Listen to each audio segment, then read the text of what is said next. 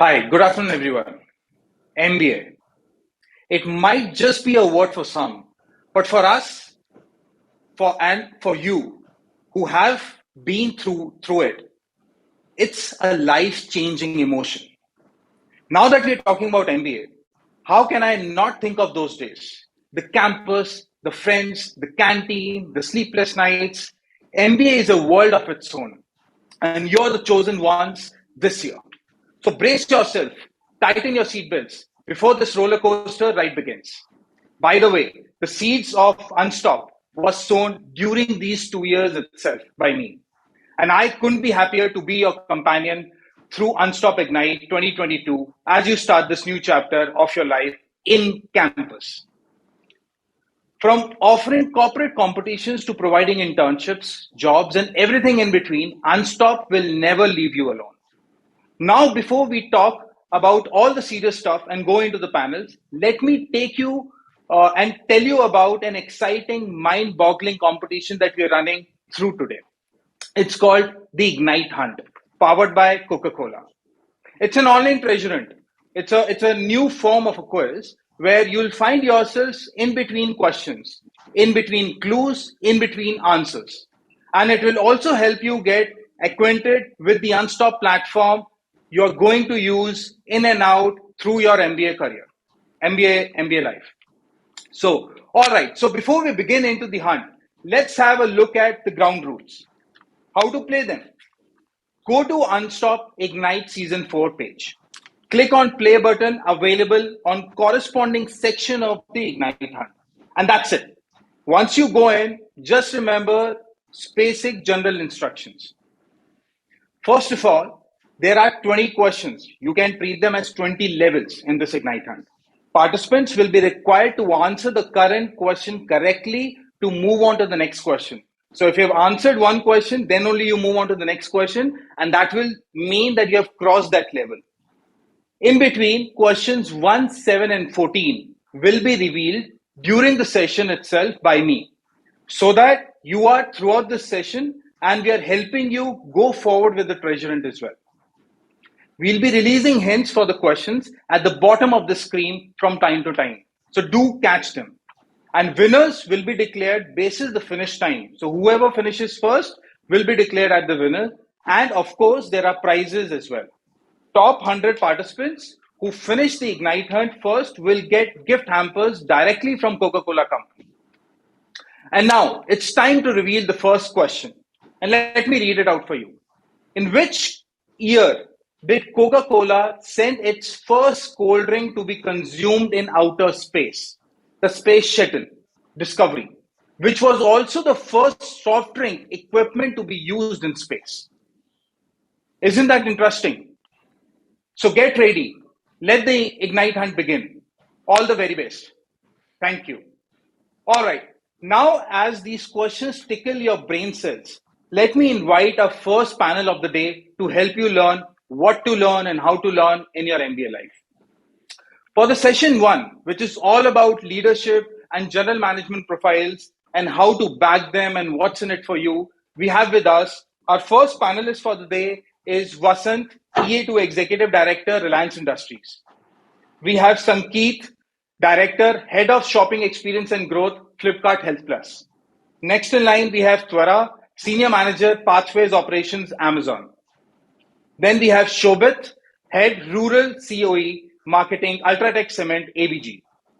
And we have Mrinalini, Executive Assistant to CEO, Tata Medical Diagnostics, TAS. Welcome, everyone. And I'm delighted to have you all in this Ignite Season 4. I'm sure students have been waiting for all to hear all about general management profile, leadership roles, your programs, what's in it for them in your company. So without further ado, let's jump right into it. My first question is to you, Shobit. How is the MT, which is the training program at your organization planned? And what is the general pathway that an MT treads in your organization? Hi, Ankit. Hi, everyone. Thank you for this fantastic question. And I think it's very critical for everyone to understand what program are offered at different organizations. And let me take this opportunity to specifically share some insights about the ABGLP, which is the Aditya Birla Group Leadership Program. So there are two parts to it that I would want to share with everyone. First, the philosophy behind the program. The Aditya Birla Group believes in the philosophy of 2 by 2 by 2, which essentially means exposure to two different functions across two different industries, across two different geographies.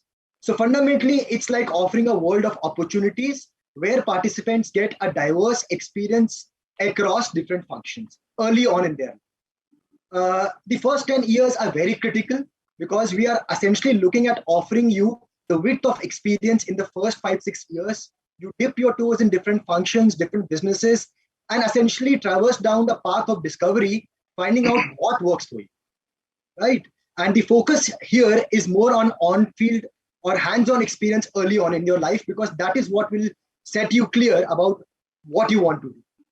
The second bit one must remember is that it's a very structured program. Once you enter the leadership program, you will have a very intensive first year comprising of 3 stints, each of 4 months, where you get exposure to 3 different businesses, also including an opportunity to assignments abroad. Subsequently, after you complete your first year, it's a very participative approach where, depending upon your interests and passion and business opportunities, one can very flexibly move around businesses and roles.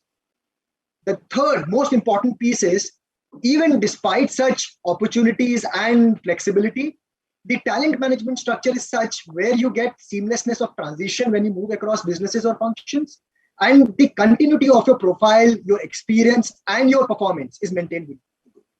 So in a nutshell, I would say it's largely about offering you a diverse range of experience, enabling you to discover your areas of interest early on in your life by sampling different functions and roles, and then making the right choices about what interests you in your companies. Awesome. Thank you so much, Shobit. You described it really well. 2 by 2 by 2, right? Businesses, functions, and geographies. That's Absolutely. nice. Thank you so much, Shobit. Coming to you, Twara. Earlier, FMCG brands had the most quirky marketing campaigns and activities.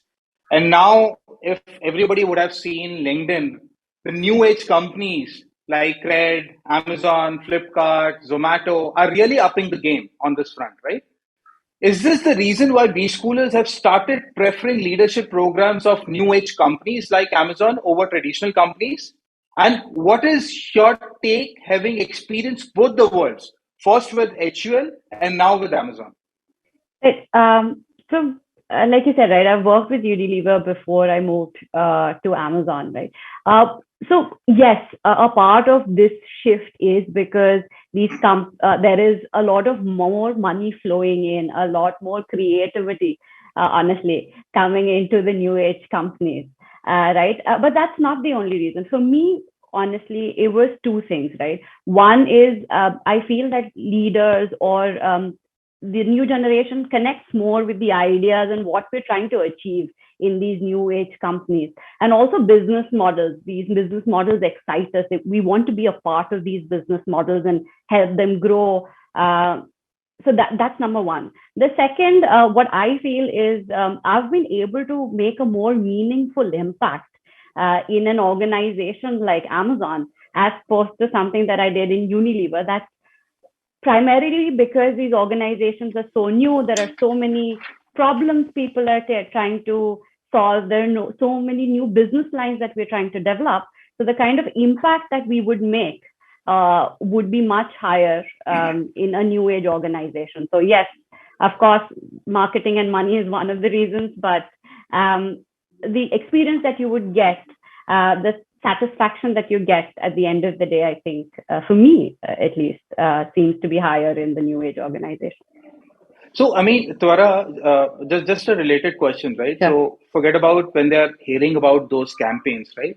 But I feel a consumer brand like yourself, right, has a better opportunity or a benefit, right, vis-a-vis the others, right?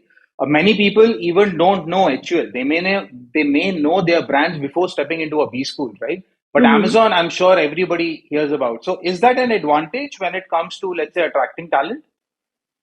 Not really. I think each organization has a lot of what do you say? A lot of perception around them, right? Some good, some bad. So just not necessarily a brand value or a name attached equals talent.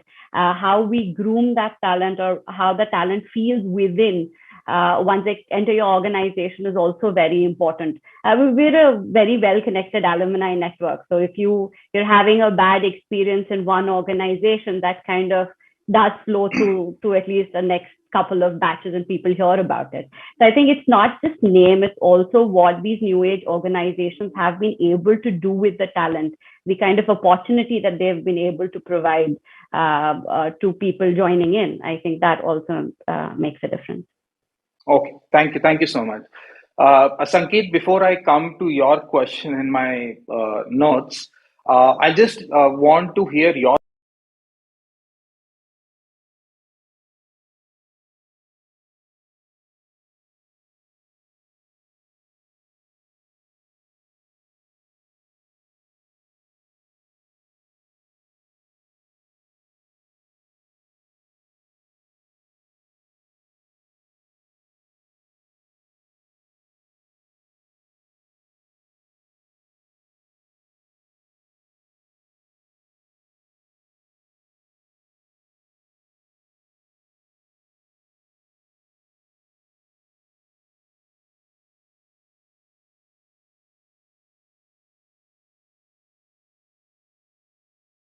Awesome. I have another question, but I'll park it for now. Maybe I'll ask you later on. But coming to, let's say, the e-commerce, right? So e-commerce is now booming, and the penetration in multiple segments and markets and geographies is increasing. Tier one, tier two, tier three, right? Given that, what is the career growth trajectory for an MBA student in an e-commerce industry, and especially within Flipkart? Hey, sure, Ankit. So I think when we say e-commerce, right, a lot of people relate to the app, the M site, and say, hey, it's about retail. But what I think the student group here should realize, and what I realized, I was a management trainee 8 years back when I joined Flipkart. So when you enter this organization setup, you realize it's an ecosystem within a company, right? We are a big marketing company. We are a big media buying company. We are one of the biggest logistics company in the country.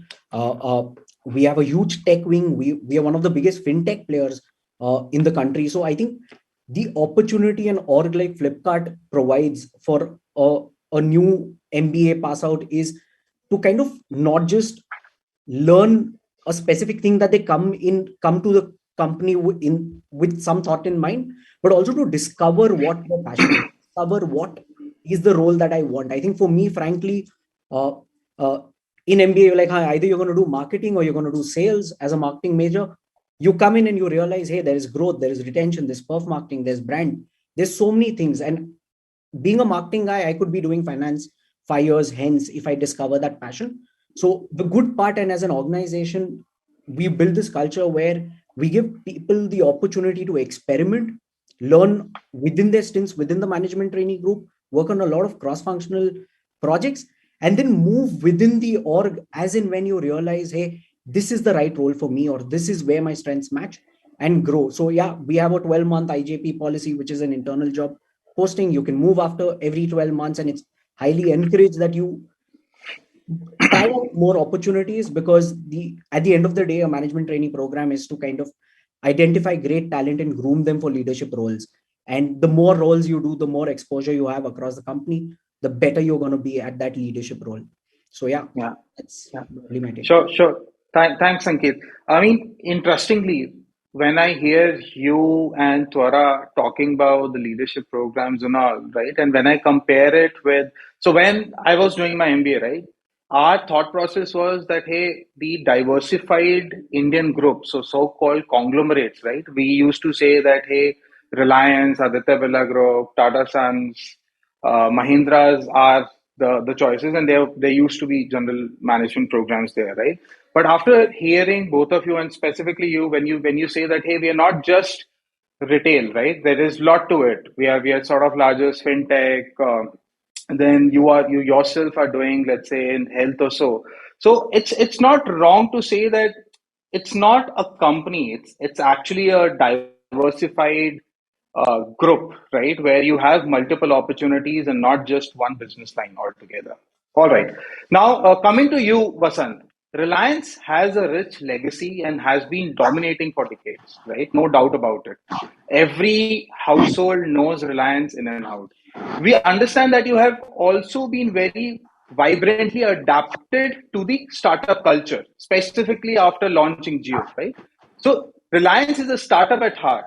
What have been your initiatives to accommodate the thought process of the new generation, and how do incoming MBAs benefit from the same?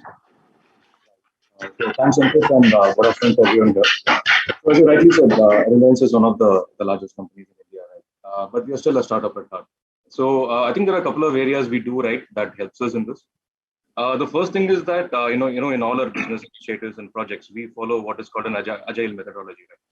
We don't do things linearly. We don't complete one deliverable 100%, then move on to the next deliverable, because we feel that the learning curve is a little shallow in that. We work on multiple angles on the same project at the same time. We fail quick, we learn quick, and we move ahead quick. We also have a culture of pushing each other hard to achieve the best outcomes, and backing each other up when things go down. So I think that's one key thing that we do. The second would be the focus on continuous learning and Reliance for all employees, including the management training. So there are various opportunities to learn, whether it's through cross-functional projects, whether it's through learning with the leaders, through shadowing, through mentorship.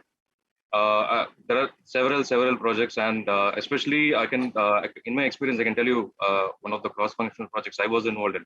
So I have 10 years in petrochemicals, right? But I got a chance to work in the R&D team on a biomolecule project, which was quite eye-opening. So different culture, different, so you learn a lot. And I think finally, I think most of us know growth is life is the motto. We are a company who's continuously growing, continuously improving, and continuously adding value to society, shareholders, and the environment. So you walk into Reliance, you will find dozens of opportunities in every business to grow. And I think that is what makes Reliance interesting and relevant even today for the new batch of MTs which are coming in. There's just a lot of scope to grow. Sure. Thank you so much. It's good to know what Reliance has been doing, and always young at heart. All right. My next question is to you, Mrinalini. Since the start of your management career, you've been with one or the other Tata company. As a TAS entrant, how do you explain the experience of working with different companies that are driven by the same Tata principles but might have completely different strategies? So I think after hearing all the other panelists, there are plenty of opportunities. I think what sets the Tata Group apart is the range of industries that it's present in, and the sort of experiences you can get through one management program across industries, financial services, IT, infrastructure. Then, of course, Tata New and Tata Digital, what we're trying to do there. Then, of course, now Tata Medical and Diagnostics. And I've been fortunate enough to work with the oldest Tata organization, which is the Tata Trust. It's 150 years old. And now Tata Medical and Diagnostics, which is, just over a year old. So I've had that fortunate experience. And I think the thing that holds us together is the pride that in some way, each one of us, whatever hard work we are doing, it's contributing to nation building and to community development through the Tata Trust, because 67% of Tata Sons is owned by the Tata Trust. And every day we come to office and we have that pride and that comfort that somewhere our hard work is going into nation building and community development. So I think that's what binds us together. Apart from that, every industry has its own nuances, has its own pace. And it's amazing that through the TAS, we can, get exposed to different paces, different cultures. Thanks. Awesome. Thank you so much. Students really have a lot to look forward to with Tata. Coming back to you, Shobit. Aditya Birla Group companies range from fashion to construction to insurance and whatnot. How does the same leadership program look different in these companies? I know you talked about 2x2x2, but if I'm a person, how the same leadership program either is customized or is different with these companies? So again, a very important and relevant question, Ankit. So there are two parts to it. One is obviously there are certain points of similarity, right? Certain things that do not change, which is the principle and the values behind the program. Like you iterated, the 2x2 philosophy remains consistent. For example, if one is to enter a business, let's say cement business, an infrastructure field, while you are in that business, you like it, you want to pursue it, you will get exposure across different functions or across geographies during your stint in the business, right? So similarly, besides the philosophy, the focus on nurturing the talent, developing people, and the value that the group and each of the companies put in investing behind you remains consistent. At the same time, the other aspect is the points of differentiation when you move across different companies, right? All other panelists also indicated the vibrancy of exposures that a participant gets in their respective leadership programs. But once you move across different businesses, what changes are the business context, the business models, the environment in which you are working, and several other external factors. Along with that, internal factors such as the legacy, the culture, the kind of people you are interacting with is also very varied. What kind of becomes important here is your ability to adapt in that environment and consistently deliver. So I would say similar aspect of the program is the philosophy and value. The varied aspect is the context in which you work. The fact that this is a program run by the group HR ensures that you get consistency of experience, irrespective of whether you happen to be in the in a firm like Aditya Birla Capital or whether you happen to be in a business like Insulators, right? But the underlying aspect is the individual himself or herself. What you deliver, what skill sets you acquire become important for your movement and transition and kind of flexibility in across different group companies. Awesome. Thank you so much, students. And Shobit, I hope students got some amazing insights into the ABG leadership program. Twara, all of us present here have witnessed the e-commerce industry boom, right? And let's not talk about the industry, but for students, what are those skills that you think have been in demand throughout and will be in the future? Right. I think we already know about roles, right, which have been in demand. So you have product, you have program, you have operations, you have finance, etc. In terms of skill set, for me, it's important that people are able to toggle between scaling or growing a business and improving efficiency.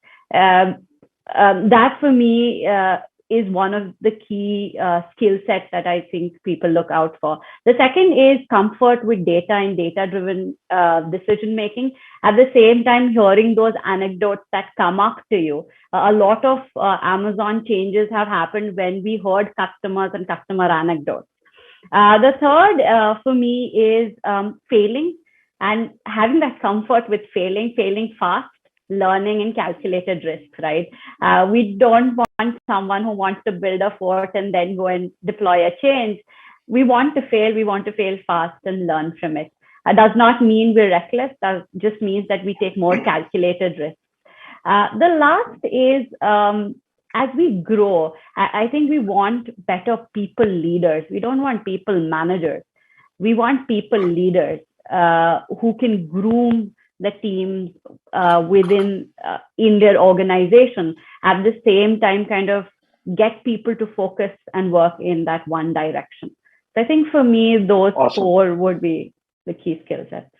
Yeah, I'll just pick one of those four in terms of failing and sort of failing fast, so that you basically try out new thing, right? I think that's very, very critical for them during their MBA journey as well. Why I'm saying it? Because many people may not know where they want to be, correct?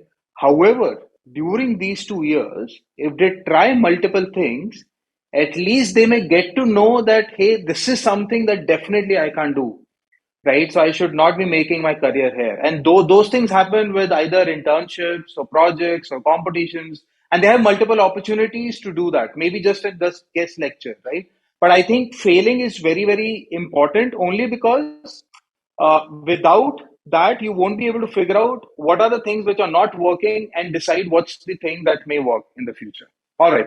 Sankeet, coming to you. We've seen Flipkart lately organize multiple hiring competitions, right? You have Wired for MBA students. What, according to you, is the importance of case competitions in an MBA student's life, and how much focus should be given to them by students? Okay.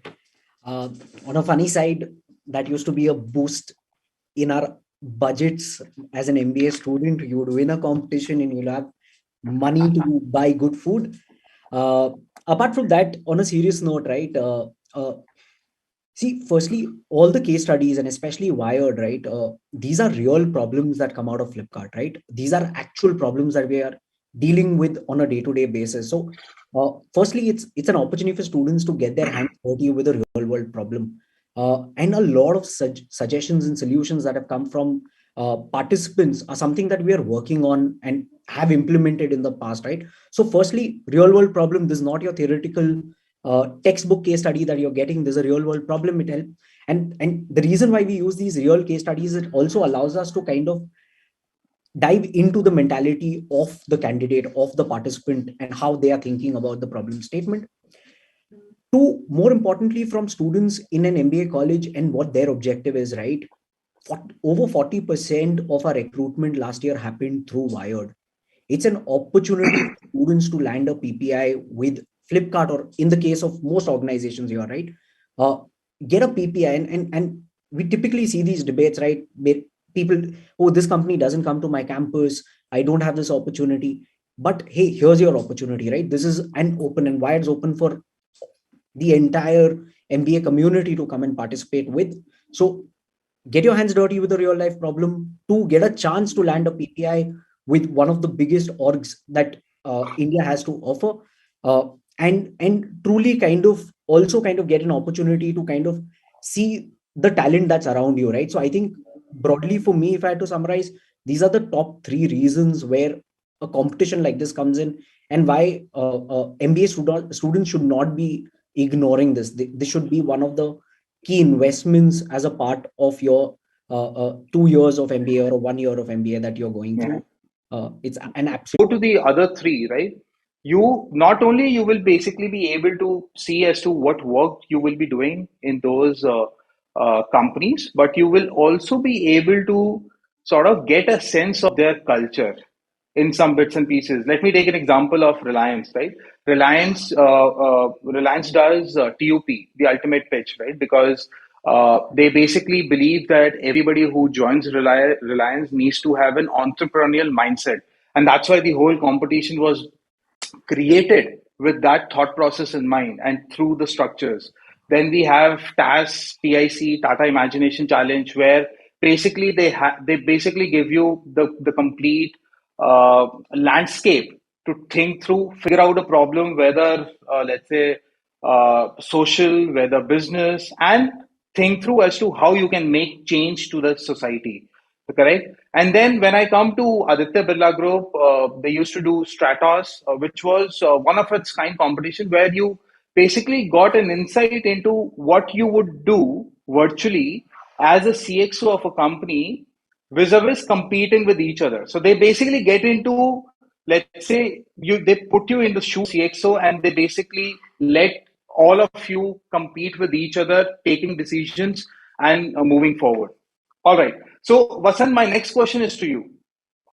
So, while in B school, some students aren't sure what is the correct role or the sector for them, right? How a student should identify which sector or a role is right fit for them. And I'll just extend it, right? It is the, well, let's say, the sector, company, and role. Generally, these three things. So, in what order of preference would you suggest students to go through and select these three things? Yes, Ankit, and this is something I had thought of during my placement process as well. So there is obviously the logical way of doing it, right? What are your likes? What are your skills? What are your strengths, weaknesses? And as you said, so I think the ranking should be definitely sector. The role should be the last, because I think from a fresh out of a B school, the role can be a little confusing. But once you get into the sector and the business, you will easily identify what is more relevant for you.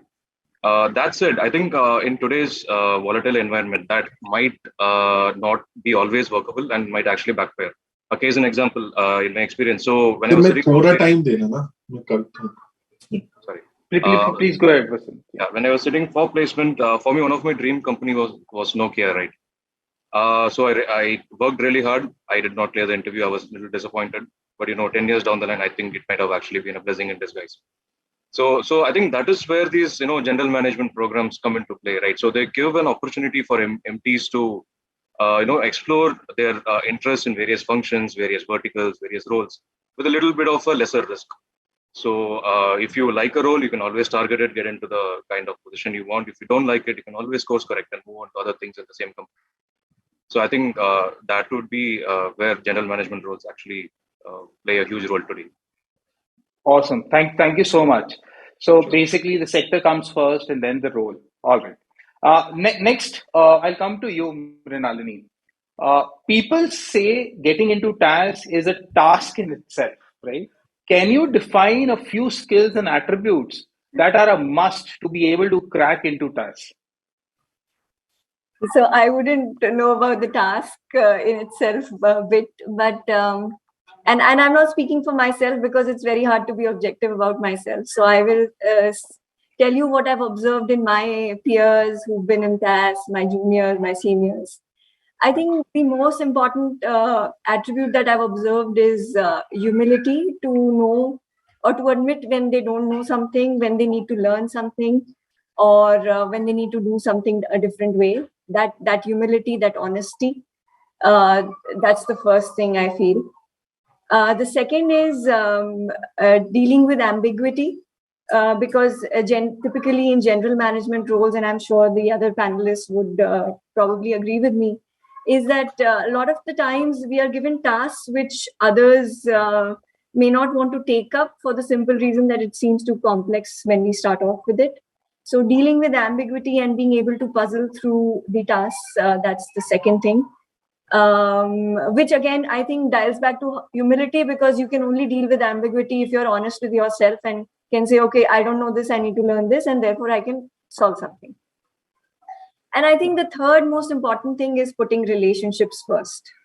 I cannot underscore the importance of relationships enough, especially in an increasing digital world. Relationships, building relationships, knowing how to build them digitally, offline, online, is, I think, the most important thing in working with people. And I think that harkens to Twara's comment on, people leaders, not people managers. So building those relationships, those three things, I think, are the key ingredients for success in TAS.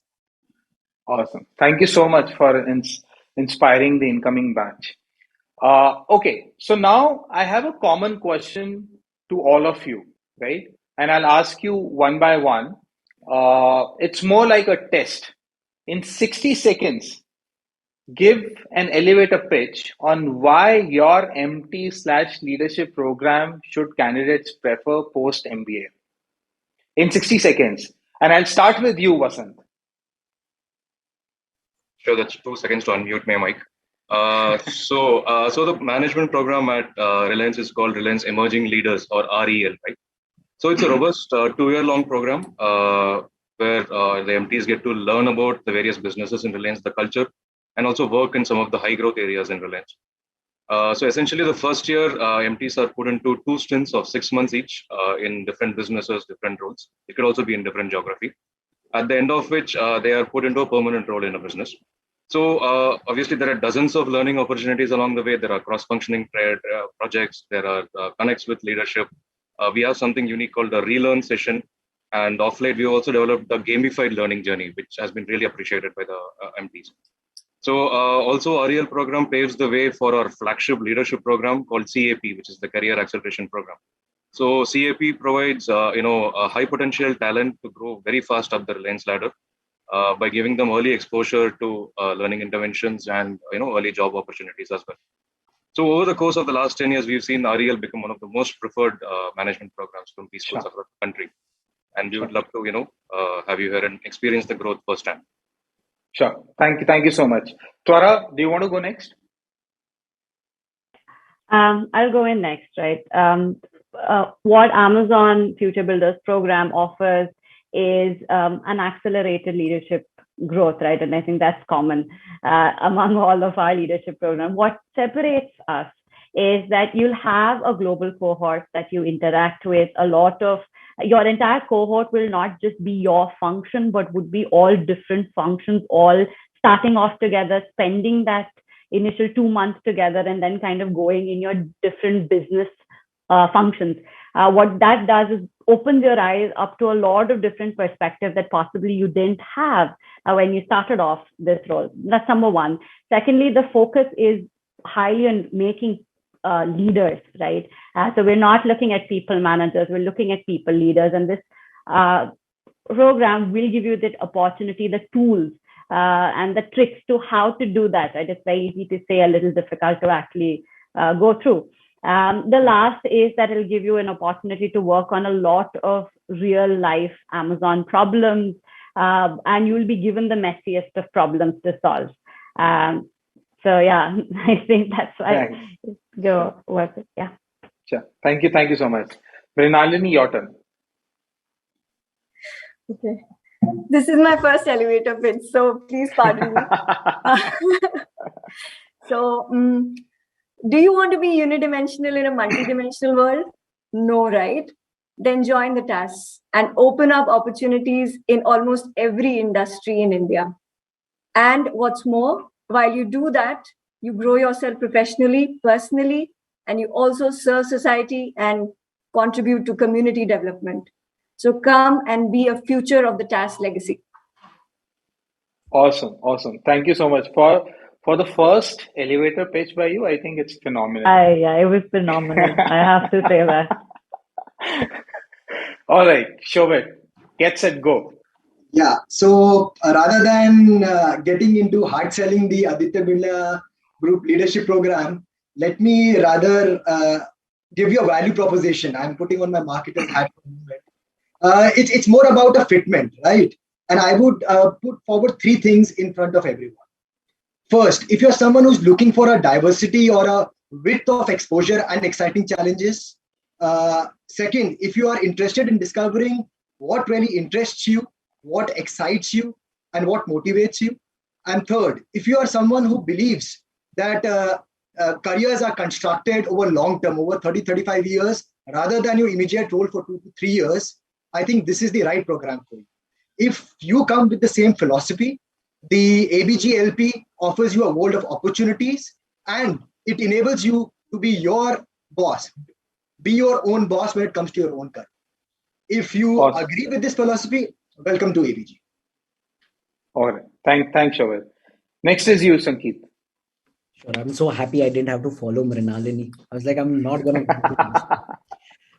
Cool. See, broadly from a Flipkart management trainee program, right? And I've been through it, so I can vouch for the program, right?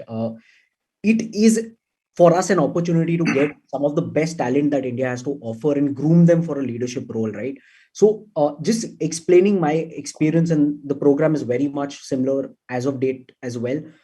Starts off with a boot camp where you get an introduction to the enormity that Flipkart is, different functions, what are the problems, followed by 2 stints where candidates can choose what kind of stints that they want to a large extent. Work on real life problems. Flipkart's all about agility. It's all about ownership. While you have a mentor and a buddy, and when I say a mentor and a buddy, while you have an immediate mentor from the team, you have one of Flipkart leaders, right? Like a vice president or a senior vice president who mentors you at a weekly or a fortnightly level, right? You are working on real problems. The very second week I was part of the program, my boss said, hey, you can't leech out of my ideas. You've got to come up with yours. The ownership is there. It's very real. And yeah, as Twara said, right, these programs are an accelerated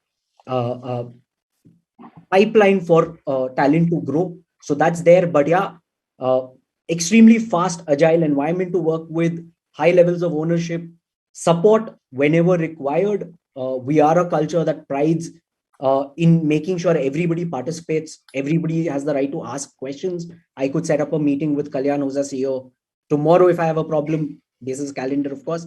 But yeah, it's an opportunity that I'm very glad that I had, and yeah, no looking back. Yeah. Awesome, awesome. Thank you so much. After listening to all these pitches, I feel like joining your organizations because each one of you will give me certain. So it's like I can join all the organization for your leadership programs and then decide what I want to do after maybe 10 years because it's 2 to 2 years in all five of you, global experiences or the others, and then decide as to what should I do. Okay, let's keep the dice rolling and start with the rapid fire, the last round of this panel discussion.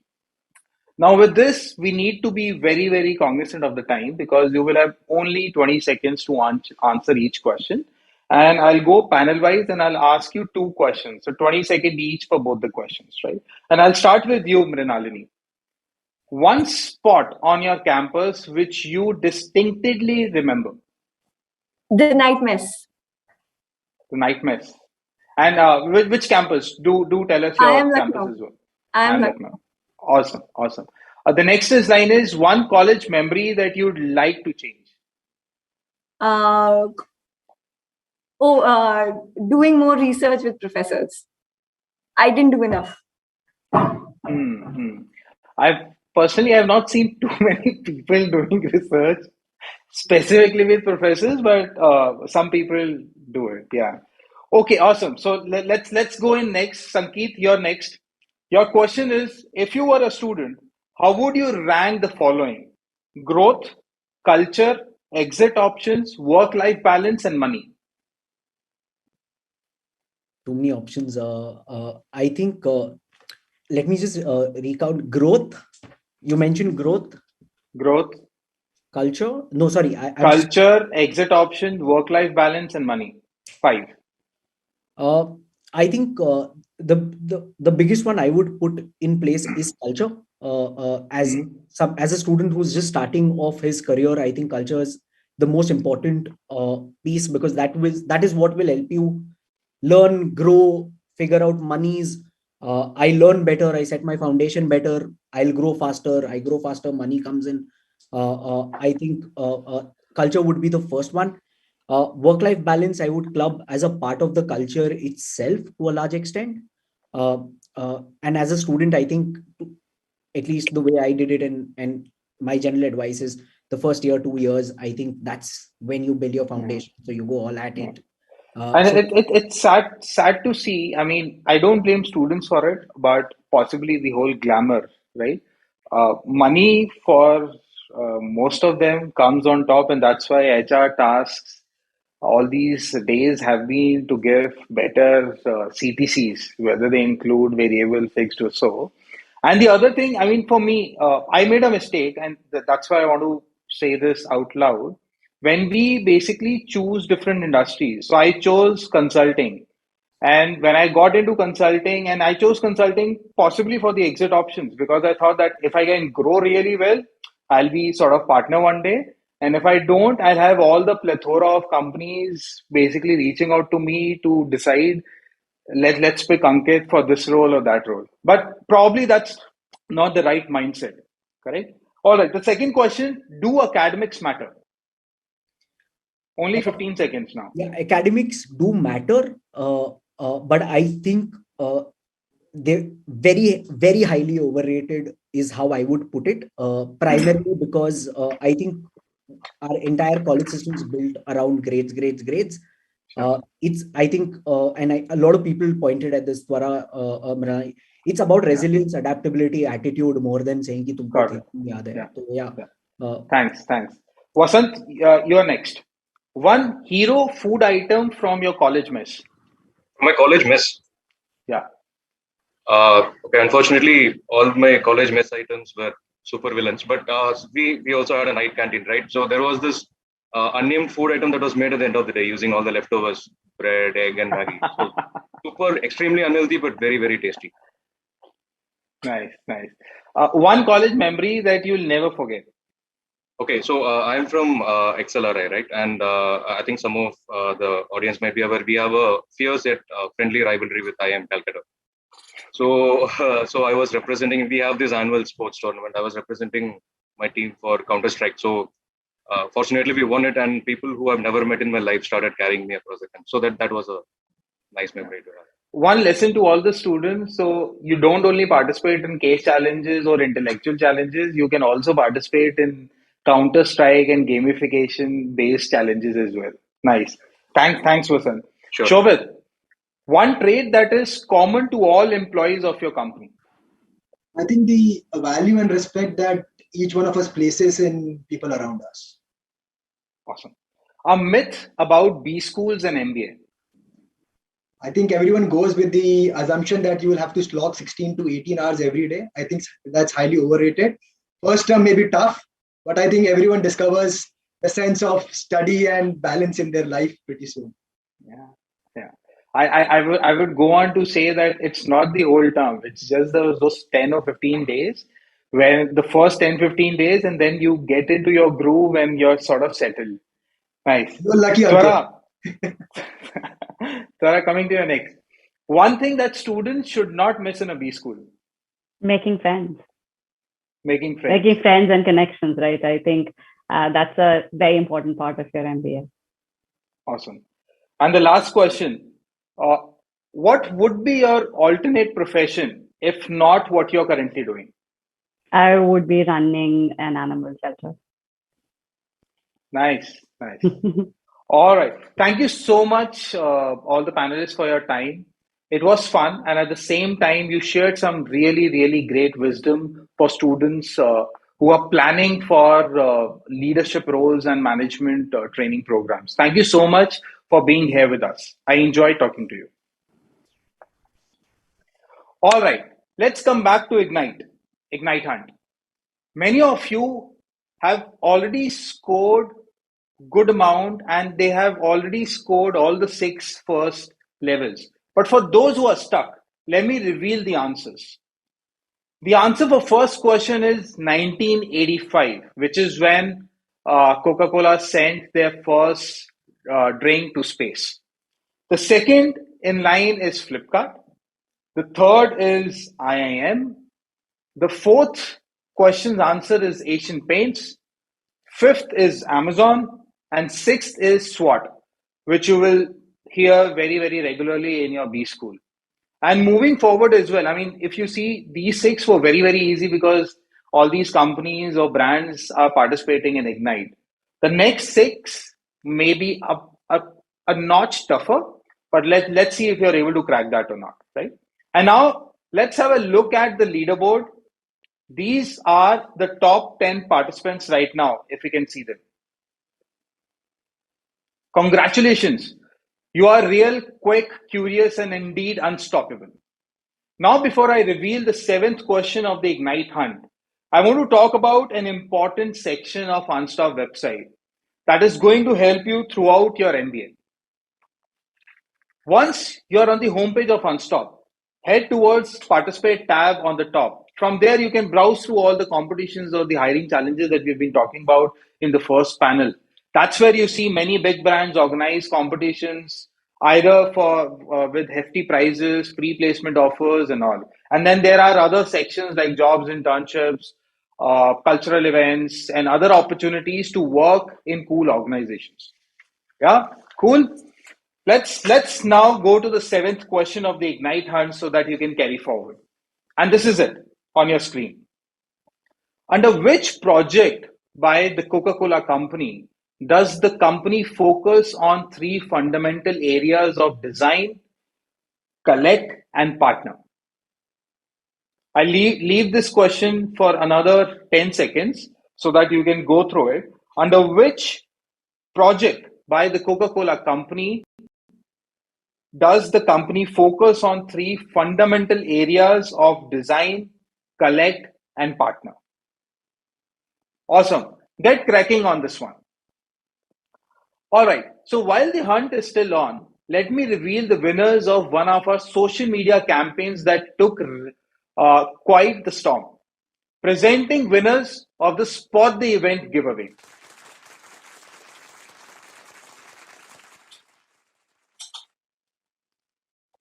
Congratulations to all the winners. Details regarding prizes for all these will be shared over email within the coming week. And with this, let's move forward to the next session of Unstop IGNITE Season 4. In this session, we'll be talking about how to build a sales and marketing career in FMCGs and FMCDs. And today we have with us Ashish, Vice President, Brand Director, American Eagle AB Apparel, Madhu, Associate General Manager, Marketing, Asian Paints, Smruti, Assistant General Manager, Marketing, L'Oreal, Prateek, Head Modern Trade Operations, Marico. Thank you everyone for being with us, and pleasure to have all of you here. All right, so all of you have been breathing marketing and possibly sales for years, and therefore today students looking to have marketing as their bread and butter are eager to know all of what you have done in your past experience from you. So let's help them, shall we? Okay, so the next question is for you, Smruti. In FMCG, everyone thinks of B2C brands, and naturally so, because those are consumer-oriented brands. L'Oreal is one company that also has a different line altogether for professionals, which is a B2B line. This is the difference from a normal FMCG company. How do roles in both of them differ from each other? Hi. So honestly, Ankit, if you ask me at the heart of it, they're not really very different in terms of the skill set, if you ask me, especially for sales and marketing, because ultimately it is consumer first, right? The consumer first approach is what sits at the heart of both the consumer products division and the professional products division. However, yes, the operations change between the two channels, and therefore, the change in execution, the change in thought comes out a bit. So in the consumer product division, which is CPD, our goal is really to democratize beauty and go as deep as possible. Whereas in the professional products division, our goal is to provide a world-class salon experience. So therefore, there are different variables that come into play the moment you want to give a world-class experience like that.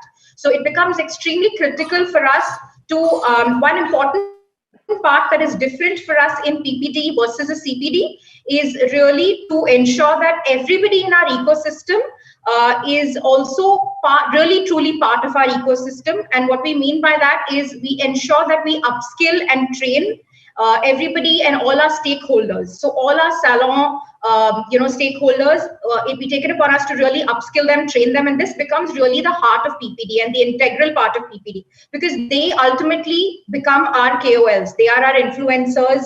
They are our face to the consumer.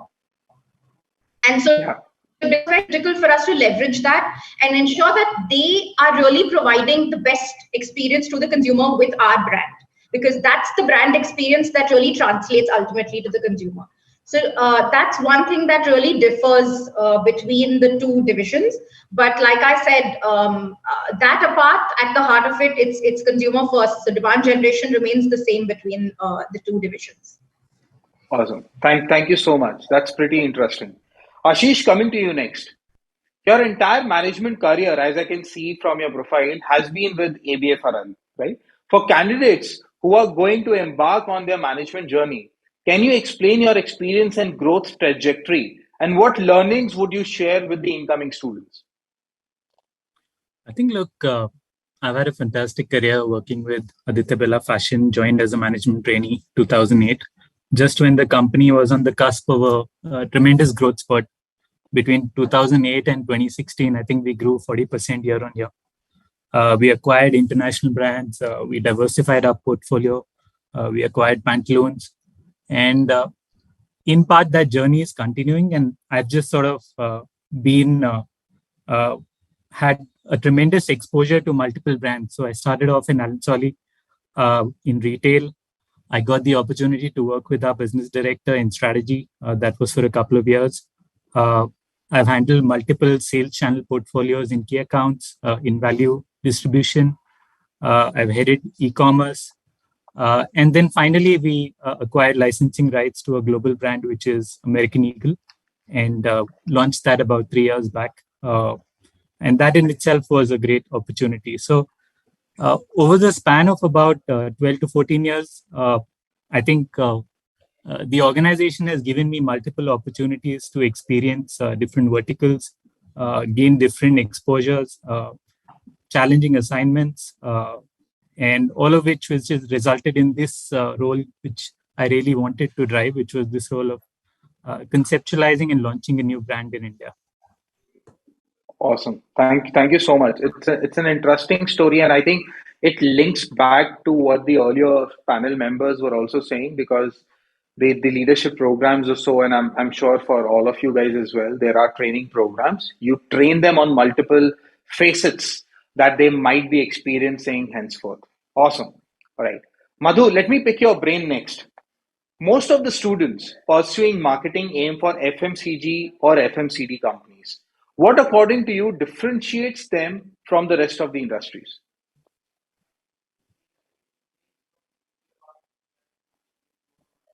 Madhu, I think you're on mute. Can you check your mic once? I can't hear you.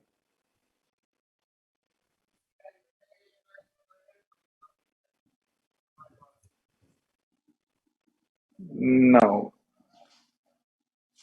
I don't think. Can any other panelist hear Madhu?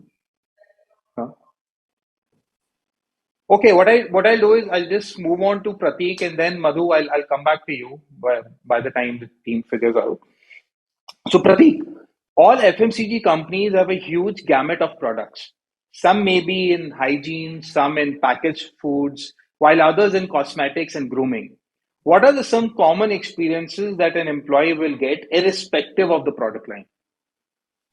So I think it's a very valid question for the company which I'm working for right now. So Marico is basically in all the categories that you told, and edible also to add up. So I think the common thing is the core of the sales, a sales personality or a sales function. If I'm mostly talking in terms of sales or marketing, I think the core remains the same. That is the consumer.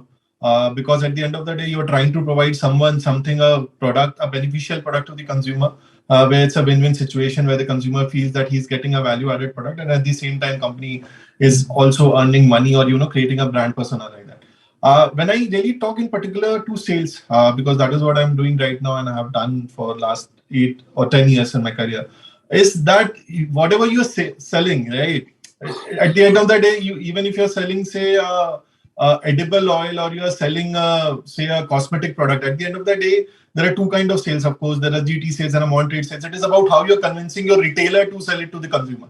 Because at the end of the day, apart from the omni-channel things which have come, or the e-commerce sites, which is a recent phenomenon, last 2-3 years, it has really taken that next leap.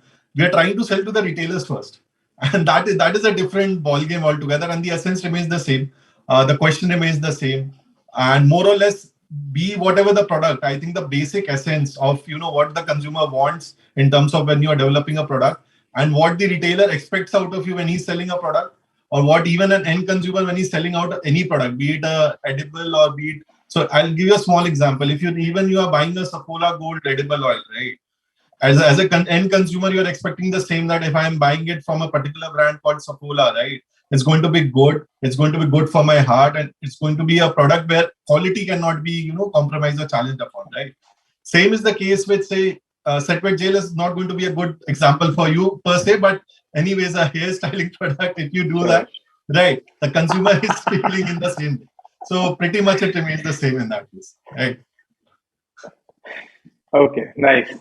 I have another question, but I'll park it for now. If you have time, I'll ask you later. Madhu, do we have you back? Am I audible now? Yes. Great. Yes, So I also yes. connected through a second device. Yeah.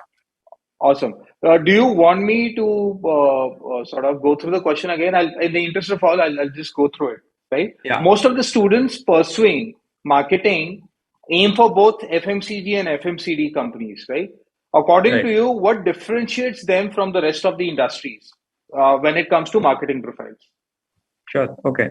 Firstly, hi Ankit, and good evening to the entire audience. Thank you for having me on Ignite, and apologies for the technical issue. I think no presentation or no discussion is ever complete without some glitch. So now that we have got it out of the way, So coming to the question that you asked, Ankit, so obviously FMCG and FMCD industries are obviously one of the biggest employers in the country, right? The industry is supposed to be in excess of $150 billion, right? So obviously in that sense, there are a lot of opportunities, and obviously for a lot of young MBA students right out of campus, these companies are quite attractive, right? And obviously, even if you look at placements at these schools, you'll have your levers and your PNGs and your ITCs of the world who actually come on campus, on day 0 and day 1 when it comes to marketing, and hence obviously they are much sought after.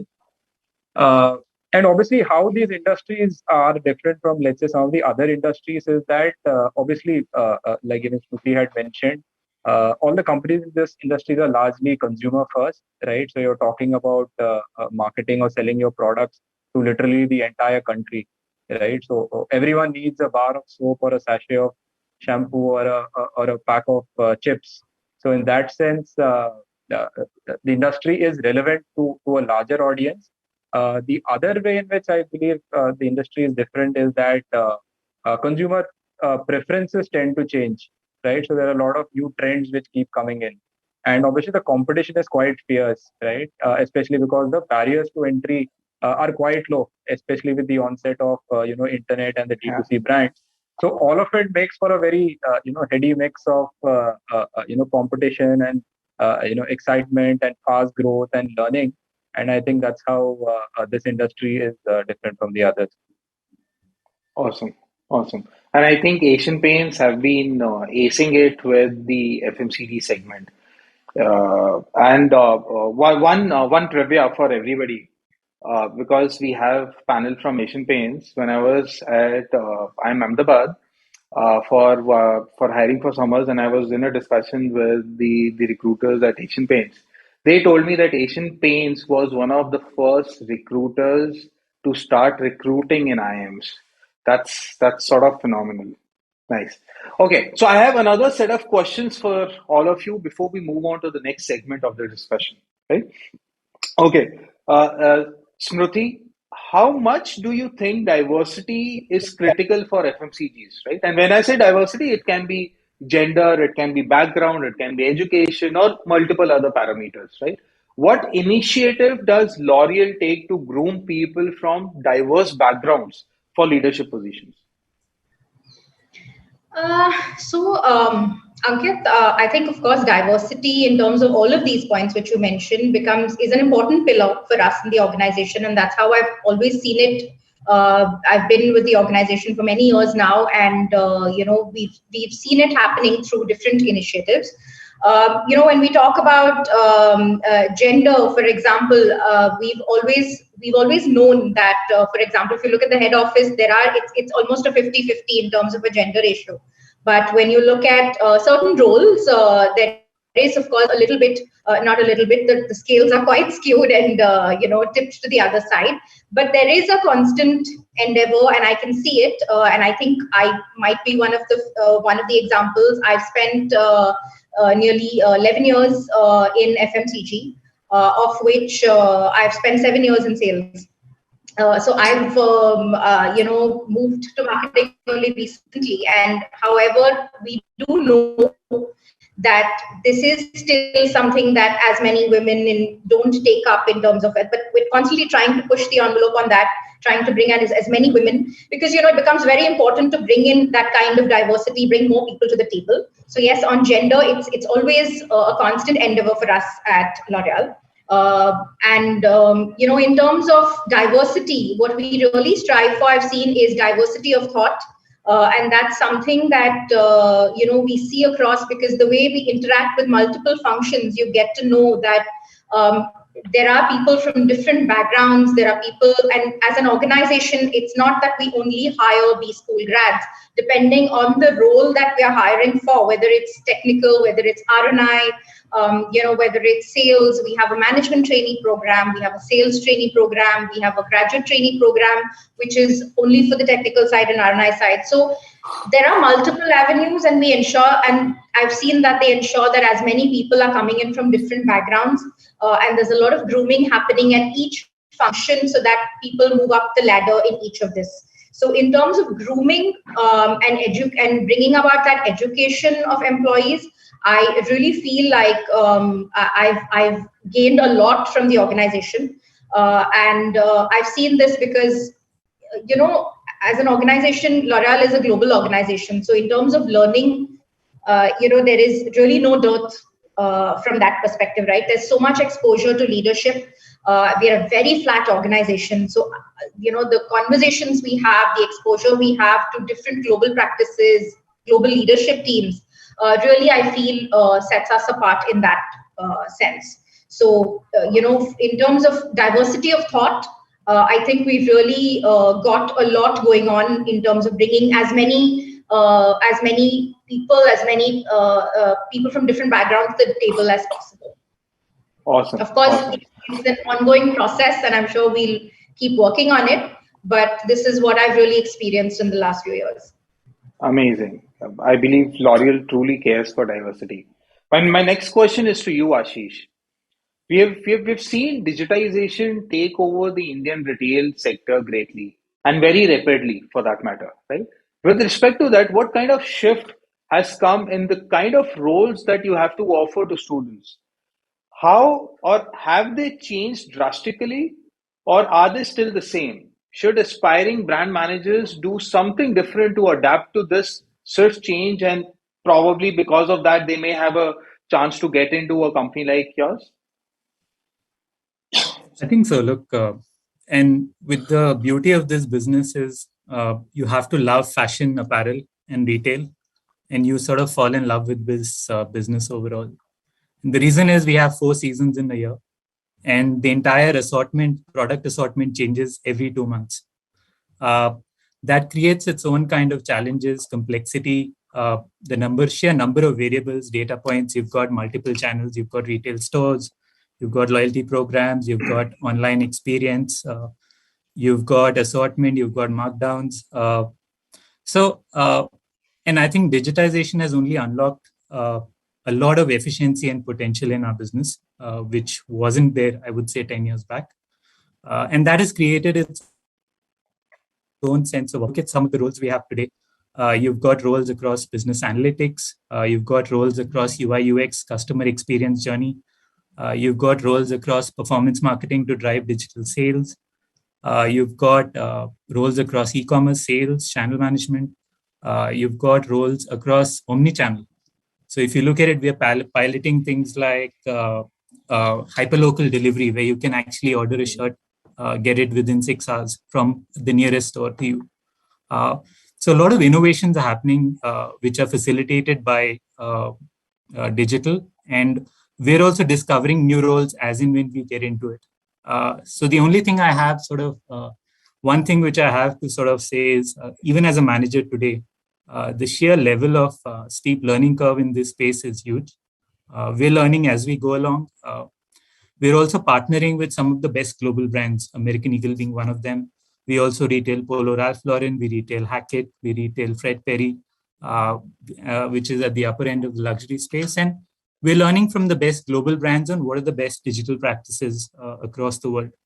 And a lot of investment is happening in this area. So I think to students and to B school grads, be aware, constantly seek out new learning opportunities. And of course, once you join ABFRL, we have a host of programs, and we will upskill you as you go along. Nice. Thank you, Ashish. Thanks for this crisp yet detailed answer. Madhu, coming to you next. We often notice that the students join FMCGs as ASMs or MTs. How crucial is it to actually perform sales before entering a marketing or a branding role? Yeah, got it. Yes, I think in most companies, in let's say in the FMCG or in the FMCD space, B school grads join as management trainees, right? And obviously they go through certain training stints, post which they get posted either in sales and marketing. In a lot of companies, it tends to be a sales role first before they do get considered for a shift to marketing. However, in my own experience, and specifically I can speak about Asian Paints, where I've spent most of my career. is that yes, while sales definitely is important, before moving to marketing, it's not really necessary, right? In the sense that there have been a lot of management trainees who directly been after their training have directly been posted as brand managers of various brands which are even worth thousands of crores and have been able to perform quite well, right? And the reason for that is that obviously uh, sales and marketing sort of work very closely together. So even though you might not have been handled the role of an ASM, you do get that flavor, right? Basis your market visits or basis talking to your peers and sales, right? Consumer visits and so on and so forth. Yeah. But that being said, I think the first stint being sales, and that was the case for me. Even I was in sales for almost 5 years, before I moved to marketing roles, and that I felt definitely gave me a very good on-ground understanding, right? Because sometimes it's not just about the what the consumer wants. It's also important with respect to how do you make that product or service available to that consumer, and that's where your sales channel becomes very critical, your trade partners become very critical, right? Because they are your touch point to like millions of consumers on the ground, right? So understanding those dynamics, their profitability, their working capital, their cash flows, right? And just getting a broad sense of how the business really operates on ground, I think gives a very good understanding, which would be quite useful when you move to marketing. Just to give a very crude example, let's say you were to sort of launch a new product, and let's say you got the proposition bang on, and your communication is really good, but still, let's say there could be a chance that it flops, right? Maybe because your distribution wasn't right, or maybe your sales channel wasn't really getting incentivized well, wasn't in place, so on and so forth. So in that sense, yes, sales is very important. Definitely gives you a fillip if you were to have that experience before moving to marketing. But only thing is, it is not necessary. You can still directly move into marketing and still pick up some of those areas which ensure that you are a successful marketer. Awesome. Awesome. Thank you so much. I mean, this question is generally asked by many students, and I hope everybody is taking a note of it. But I would like to extend this question to Prateek as well, apart from the other question that I have. Prateek, since you're doing sales right now as well, if I'm not wrong, correct? Right. And there is always and I mean, not always, but probably I may be wrong, but there is always a tussle between the sales guys and the marketing guys, maybe because Mhm. of the discount coupons or the way it needs to be perceived, right? So, I mean, how should students be taking that when they basically see sales versus marketing? Whether one, both are required. Second, whether there is a tussle or not. And third, in your opinion, is sales really required to understand marketing in this setting? Yeah, so I remember this question when I was in college, right? This always the thing is because most of the studies that you do in college will make you a good marketer more than a more of a good S&D guy. I think that is always how the courses are supposed to be, because there's more theory to marketing than it has been ever to for sales. So coming to the point, so I see marketing in two aspects, and that is what I think even people, when they ask me personally, or someone is consulting me, I see marketing in two aspects of what. One is the marketing that we study in colleges, right? And then the second aspect, which is called marketing operations. Unfortunately, fortunately, the things that brand identity, brand prism, and all those good old things, that consumer behavior and all, of course, that's a part of it. But if you'll ask any marketer, and if I ask any of my peers, that is only 15-20% of the job. Rest 80% of the job, it is all the operations bit, right? Where you are fighting for your packaging material, where you're fighting with your vendors. So the marketing will always, say and agree to. The roots is very important to understand.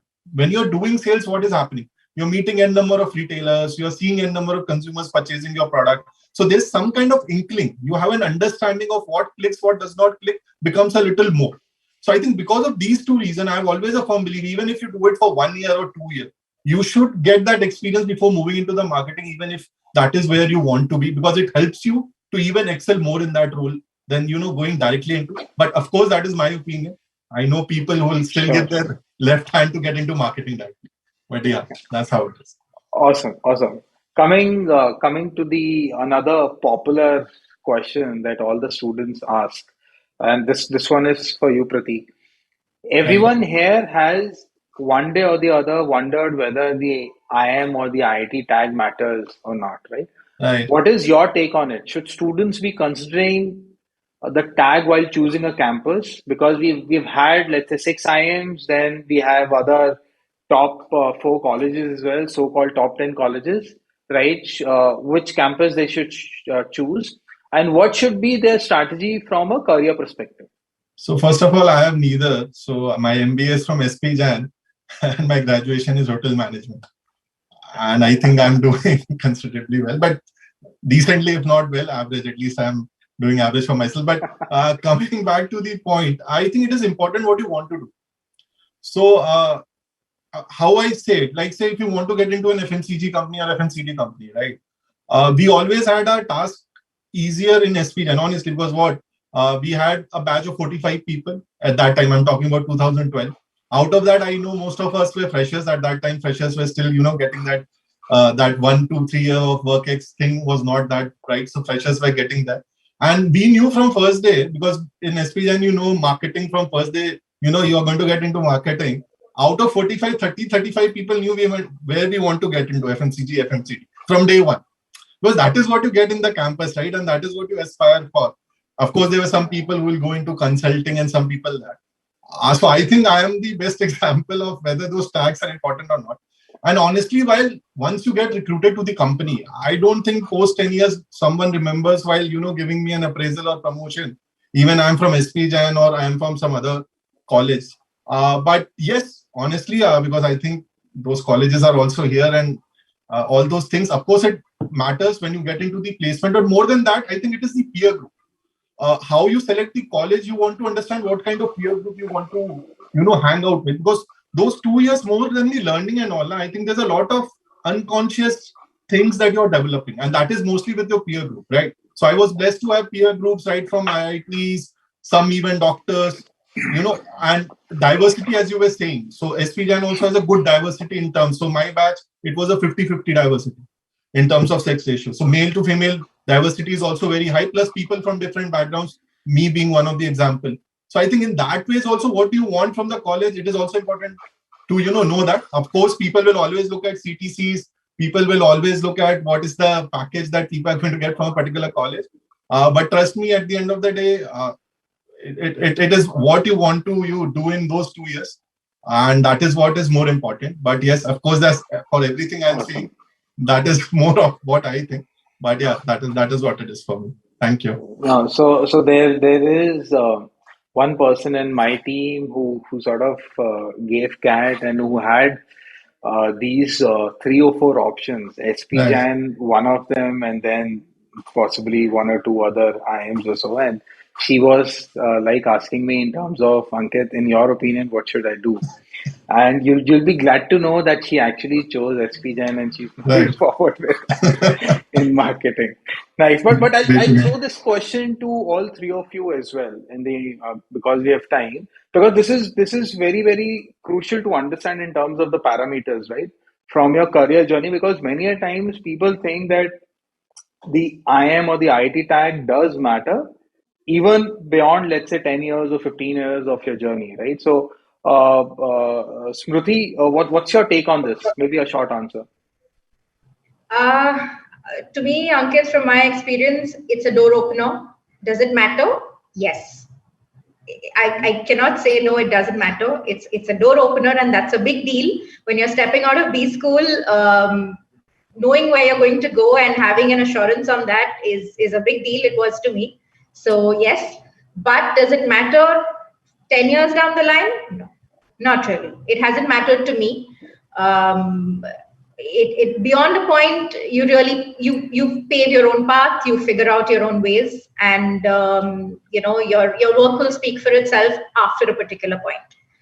Initially, yes, it makes a difference. Yes. Yeah. So So we that's have the one in yes, short of it one from no. my end. Yeah. So we have one yes, one no. Ashish, coming to you next. I think, look, to be honest, I'll also go with Smriti to an extent because it does matter because initially when you join, so I'm from Mica, and when you join, you do see that pay scales vary a bit from iit-iim ABC. But I think 6 years or 7 years down the line, uh, it doesn't matter at all. And I would say 12 years down, 14 years down, definitely no. Uh, it's just in that initial period, that 1 to 3 years, you wonder as a management grad into the company saying, hey, why is that guy getting X and I'm getting Y during campus placement? But 3 years, 4 years down the line, with market corrections and all of that, it disappears very quickly. Yeah.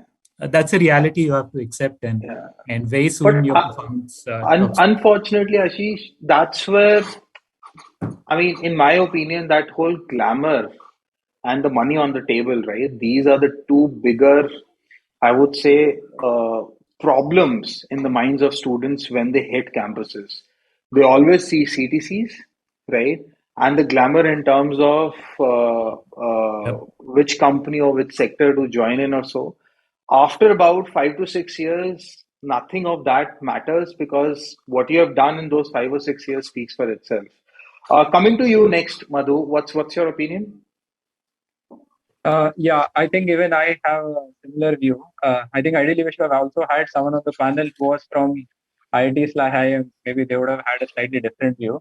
But I tend to agree with what Ashish and Smriti have said. It definitely does give an edge at the beginning of your career, right? Obviously, you will see that people from IITs and IIMs, especially with higher CGPAs, it opens more doors to them when it comes to fields or industries like finance or consulting and so on and so forth.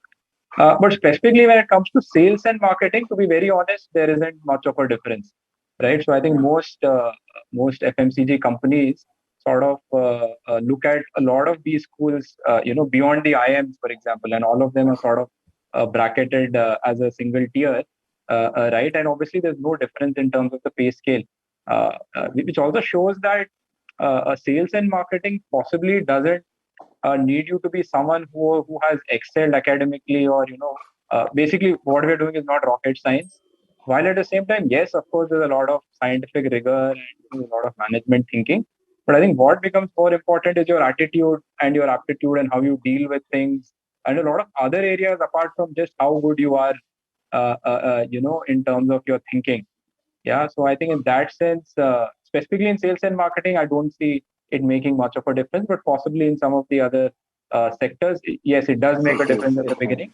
But I think, like even Ashish said, it tends to even out over a period of time. So obviously, how you perform in your professional career counts for much more than what your background is with respect to education. Sure, sure. And in the interest of all the students, I must say that many companies have started doing engagements across campuses. So they may go to few campuses for recruitment, but they do hire across campuses, irrespective of your brand, through competitions, case challenges or so, which our earlier panel also said. Okay, so I have another common question to all of you. But for this, you will only have 60 seconds. And this is an elevator pitch about why your marketing or a leadership program should candidates prefer post-MBA. And 60 seconds for Madhu, you starts now. Okay, yeah. So why should MBA grads prefer Asian Paints over other companies? Okay, firstly, I think Asian Paints pays relatively well to start off with.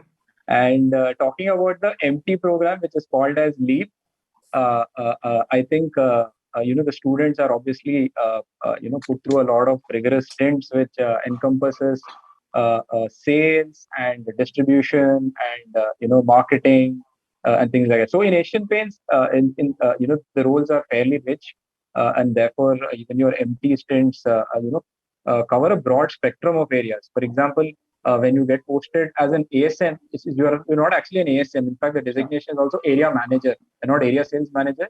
because you're expected to do more than just sales, right? Unlike some of the FMCG companies, we have a direct distribution model where we directly supply to all our 1 lakh plus retailers. So therefore, the area manager is also sort of responsible for that. And that also, I would say, gives a lot of extensive learning. And I think the MT program really, grooms you to be able to handle a large responsibility, right? So post completing your 6-month training programs, the management trainees are posted either as an area manager, where you'll be handling, sales worth in excess of 200, 300 CR, or you could also be posted as a brand manager, where the brand could be worth, thousands of crores. In that sense, the company, does take the management trainee program very, very seriously. And like Ankit, you were mentioning, we've actually, as Asian Paints has been going to campuses, MBA campuses, and recruiting MTs like for more than 30 years now. That the current CEO and our previous CEO and the CEO before them, all of them joined Asian Paints as management trainees, and they went on to become CEO. So in that sense, we're used to having this pipeline of 60, 70, 80 management trainees coming into the system every year. So everyone in the system knows how to sort of accommodate them, how to take care of them, how to give them learning and training, and then they get posted and, take it from there. So in that sense, it's a lot of learning. Yes, it's a lot of hard work. There's a lot of projects, calls, meetings, late nights, sort of mimics your B school life. Another 60 seconds are over. Yeah. I mean, everybody, Asian Paints have been sold. Yeah. Sure. Trust me, it's sold. Sure. Coming to you next, Ashish. Okay, this is a tough one, but I think I can say that we're one of the most consumer-centric businesses around. And the reason I say that is we're basically a brand-led business. We're in the business of building brands. We have 20 unique, distinct brands, both international and national. We have the leading brands. We've got 3,000 owned and operated stores where we control the consumer experience directly. We control every aspect of each consumer touch point ourselves. So I would say our programs will give you the richest direct consumer exposure. We'll, of course, have a bunch of challenging stints for you in the first year. Post that first year, you could be in a very, very empowered role. So we've got management grads who post their first year, planning managers handling inventory worth 200 crores for Louis Philippe. We've got Strider batch. We call our management trainee program Striders. So I've got somebody in my team who's handling my brand's website and actually planning the consumer experience and journey there post his first year stint. So we've got multiple brands, and each brand operates as an SBU. There are multiple opportunities, and one of the things we promise is really fast growth because of these distinct SBUs and large, diverse, geographically spread network. You will see a whole bunch of opportunities across this program. So I'm a product of that program, and I can safely say that we will deliver that. Awesome. Thank you so much. Pratik, you go next. Yeah, thank you. So I think it's a difficult sales pitch to do, especially. But at the end of the day, so what I'll say about Marico's MT program is also known as IGNITE. And the program is good in a way. What is it? Because it is the ethos of Marico, where the ownership of the things are given from a very beginning of the career. And it starts from the management trainee period. I've had the opportunity of working with various management trainees for the last 2-3 years. So right from your stint, your stints are manufactured in such a way, or it's designed in such a way that you're really delivering for the company. It's just not learning. So what we feel is that you learn while doing the job. At the same time, a lot of responsibility is entrusted upon you, and we feel that you're going to deliver upon what we want, and that is how you learn. It is not that you fall, will not pick you up. Second, I think the best part about the Marico management trainee program, or as a program as an employer, is it's one of the few companies which gives you a career visibility till next 4 years. And that is openly discussed with your supervisors and grand supervisors. It is archived. It is there on the portal for you to access, and which is very few of the companies, can give you such kind of clarity, like what are the next 2 roles you're going to do sitting today in next 4 years. And that is where, and it is not just that you're being asked to do that, you're constantly involved, in making that decision for yourself. So in the similar way, that is what I'm saying. The most important thing is that we empower and we let you take your decisions. Apart from that, the basic MT structure, it is there in Marico also. You're going to go in different, different functions. You're going to work in different divisions. Now we have separate other SBUs. We have D2C companies. So there's a lot of diversity, and especially the product diversity that we have is really one of the very few companies in FMCG sector has it in India right now. And apart from that, whenever you grow, and you can just see the result speaks for the product itself. So all the people from Marico management trainee batches, or people who have done sales or marketing in Marico, all the alumni, you can see them in various of the good positions. And of course, someone said the CTC and money, I think that is always taken care in Marico. So, but that is important if you feel like that. So we are always up in the top 20% of Sure. it. But that's it for us. Sure. Thank you. Thanks, Prateek. Yeah, your turn, Smriti. Okay, so I'm not going to speak about the management trainee program as such, because I'm sure every company has its program, and there are rigorous stints and there's a lot of learning. And also because I think when we hire management trainees in L'Oreal, we hire future leaders. We're not looking at it only as a management trainee program as such. So what is it for our future leaders or management trainees who come into the organization? I'm going to look at it in two parts. One is a little about the organization, top things, and the other part is my personal experience as such. So from an organizational perspective, two things that really stand out for me. One is we're a beauty organization, we're a beauty tech organization, and we have solid passion for beauty. There are organizations which function in multiple categories and do very well for themselves in all of those categories, but we have a single-minded focus and passion, which is beauty and everything in beauty. So, and we look for that in everything that we do. So if you really have a passion for something like that, then this is really the best place to be in the world for you across the world, I would say. Awesome. And second is we are as global as it gets, right? We're a global organization. We're present in 180 countries. The kind of exposure, the kind of interactions, the kind of opportunities you get are amazing. And you will see this through and through at every stage of your career. So those are the two top things that come out to me as an organization. Apart from, also a lot of exposure to senior leadership, which I've seen is very unique to L'Oreal, because we're a very flat organization, and across interactions, meetings, etc., it's the interactions, the exposure to senior leadership is there, irrespective of what level you are at. And what really stands out for me, the top two things which I've experienced, is that in L'Oreal, you make your own path. We're a very flexible organization. You can really carve your own path. I've, in my many years here, done 5 roles as of today. I've been an ASM, key account manager. I've handled 3 different categories now in marketing. So you can really, it depends on where you choose to go. If you have the right skill set and the competence, then the organization is here to give you that opportunity. And it's not just between sales and marketing. I've seen peers who've moved from sales to HR or supply chain. So it's really that flexible, and you really create your own path. And the last thing is that while we are a global organization, in terms of our culture, we are like a startup. We are very entrepreneurial. There's a lot of ownership once you get your role. It is literally like, to the extent that sometimes you wonder, okay, where have you thrown me into?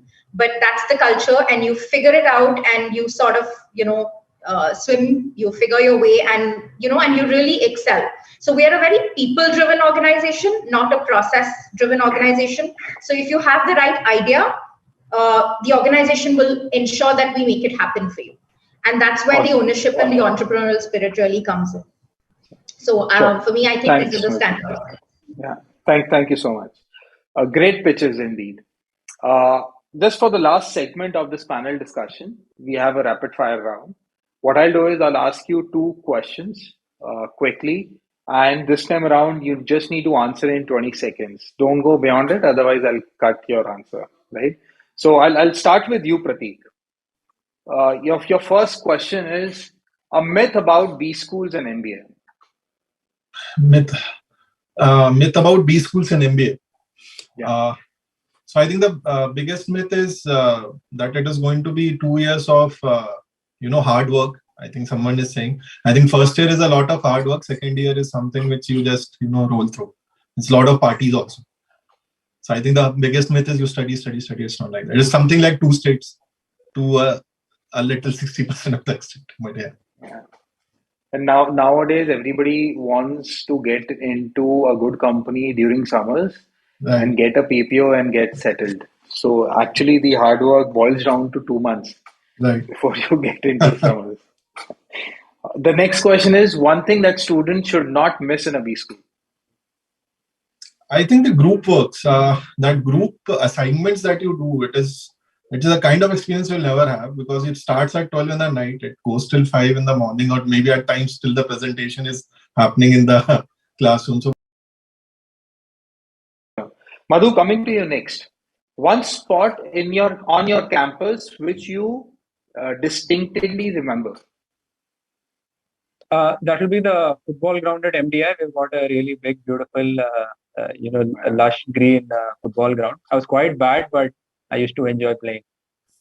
The greenery around MDI is amazing. One college memory that you'd like to change. One college memory I would like to change. In fact, it's again related. I was never an automatic starter for the football team, but I was very enthusiastic. So always ended up being on the substitutes bench. I wish I could have, started a few more games than I did. Got it. Thanks. Ashish, coming to you next. If you were a student, how would you rank the following? Growth, culture, exit options, work-life balance, and money. Oh, okay. So for me personally, it has to be culture. The environment has to be one where I get rapid growth because that's what excites me. Third would be money. It has to be competitive. Fourth would be work life. And then last, exit options. That's, I guess, how it would pan out. All right. And do academics matter, in your opinion? That one is a mixed bag, honestly. And the go-to answer is really they don't. But in my experience, look, let's say you're handling a general management role and you have to take a marketing decision with your marketing head. You could be tasked with, coming up with a very sharply articulated, let's say, call to action or a consumer message. So your grasp of communication, that ability, which is grounded in good academics. Now, I don't know whether to call it academics. You could have a passion for reading and you could develop it like that. You could have strong points of view there.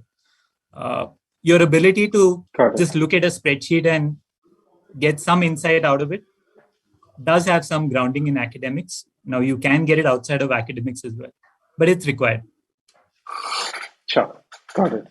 Smriti, one hero food item from your college mess. Maggie. Late night Maggies. Right? Late night Maggie, midnight Maggie. One college memory that you'll never forget. Okay, so this is I think unique because of the year that I was in college, but in 2011 when we were just about to pass out was when the World Cup finals was happening. So it was on the big screen in the auditorium. The entire batch was packed into one auditorium and we were going crazy that night. So I don't think I'll ever forget the kind of, when your country comes together to win something and the entire batch is together, that sense of euphoria is unparalleled. I've never seen anything like it. Awesome. Thank you so much. Thank you, everyone. Hope you had a wonderful time with us on Unstop IGNITE Season 4. I'm sure the students got some interesting insights into the world of marketing. And thank you once again. Thank you for joining us today. Thank you. Thanks, guys. Thank you. Thank you. Awesome. Coming back to Ignite Hunt, I'm sure you are scratching your heads to sort of find the right answers. Let me reveal the next set of answers to questions 7 to 13 for you. And here you see it on your screen. The 7th is world without waste. 8th, entrepreneur. 9th, Wharton. Then Six Sigma for question 10th. 11th, Madison. 12th, salesman. 13th, synergy. I hope most of you would have got correct answers. And now this is how the leaderboard looks like now. These are the people on the top.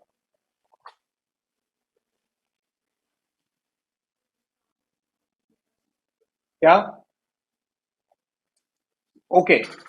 Before I reveal question 14, let me tell you about a secret presentation material. A place where you get tips to prepare your resume as well as hacks to get interview ready. I hope you have your attention. All you need to do is go to unstop.com, hover over the Learn tab, and explore all the courses. Here you will see courses to prepare your resume and crack placement interviews. But that's not it. Along with the courses, you get exclusive coupons from top brands like Bewakoof, Mamaearth, Ghana, Oyo, Sugar, Tata, Fmcg, and more. You can also explore this page. We'll share a link with you over an email either today, late evening, or tomorrow by EOD. All right, let me now share question 14 of the Ignite Hunt. In 2020, the Coca-Cola company replenished what percentage of the water used in their finished beverages and their production? I'll keep it there for 10 seconds and I'll read it again for you. In 2020, the Coca-Cola company replenished what percentage of the water used in their finished beverages and their production? Yeah, all the best participants. This is the last segment of the Ignite Hunt. Give it your best. And now, let me reveal the winners of another social media giveaway contest. Tag MBA Friend giveaway contest. Winners are on your screen. A big congratulations to all the winners.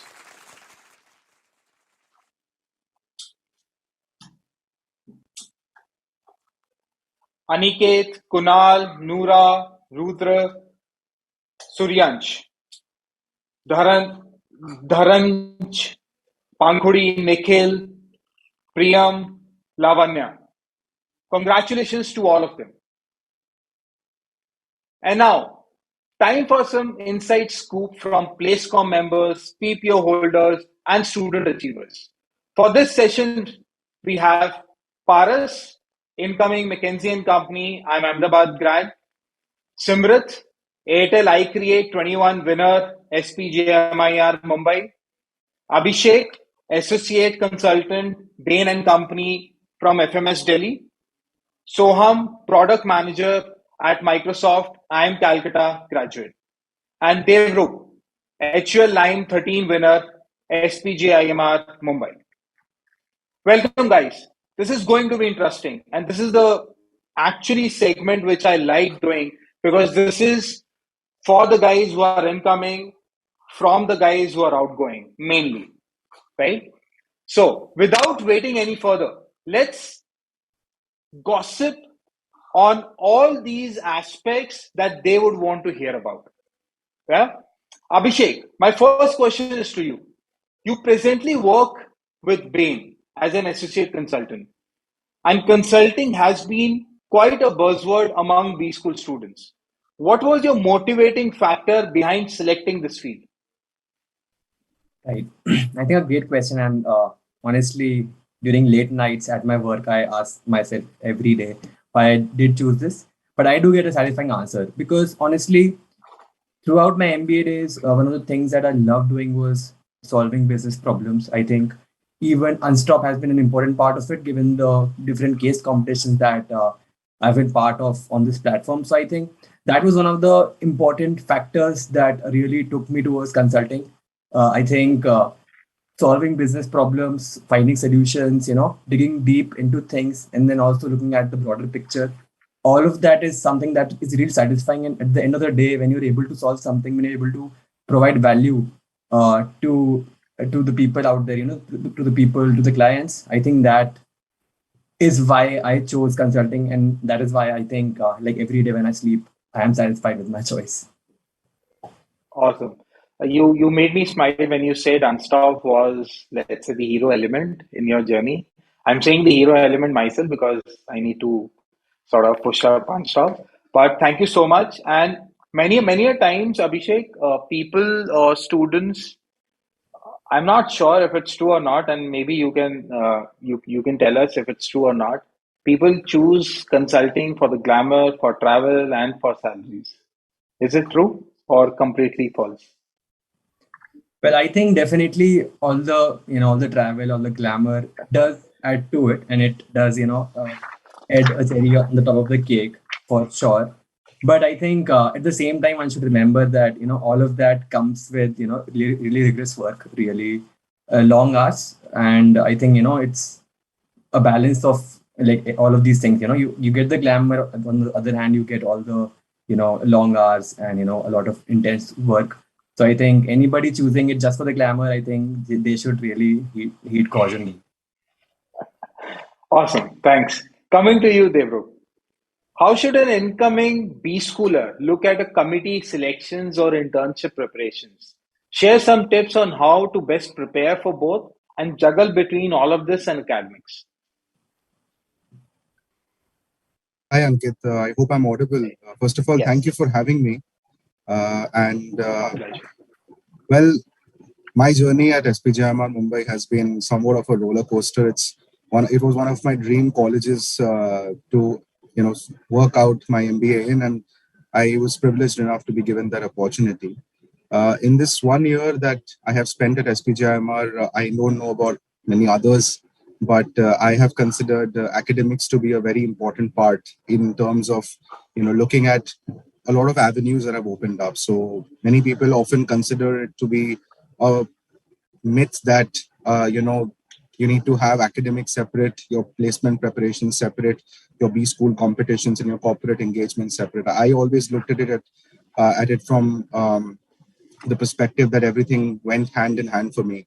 So when I was preparing for an elite marketing competition like HUL-Lime, I always took support from the academics that was going on at the time for me, or from the professors that were teaching me certain marketing concepts. Even from the perspective of looking at internship opportunities or any kind of avenues that the MBA journey throws at you, I think focusing on that, on the frameworks and the concepts that the academics throw at you are very important.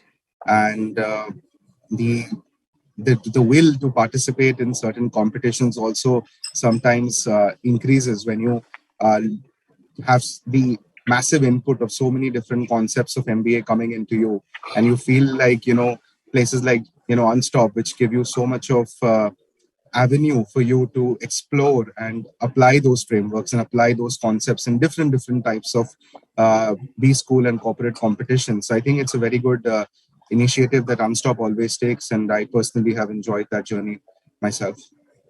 Awesome. And just wanted to be, uh, can you also talk about the committee selections in terms of how students should go about those selections? Whether, first of all, they should be part of some of the other committee, why they should be part of the committee, and what should they do for the selections? Absolutely. So committee selections is something that people, I think, take a little bit too much pressure on themselves. I don't think it should be considered like that. There are be a part of.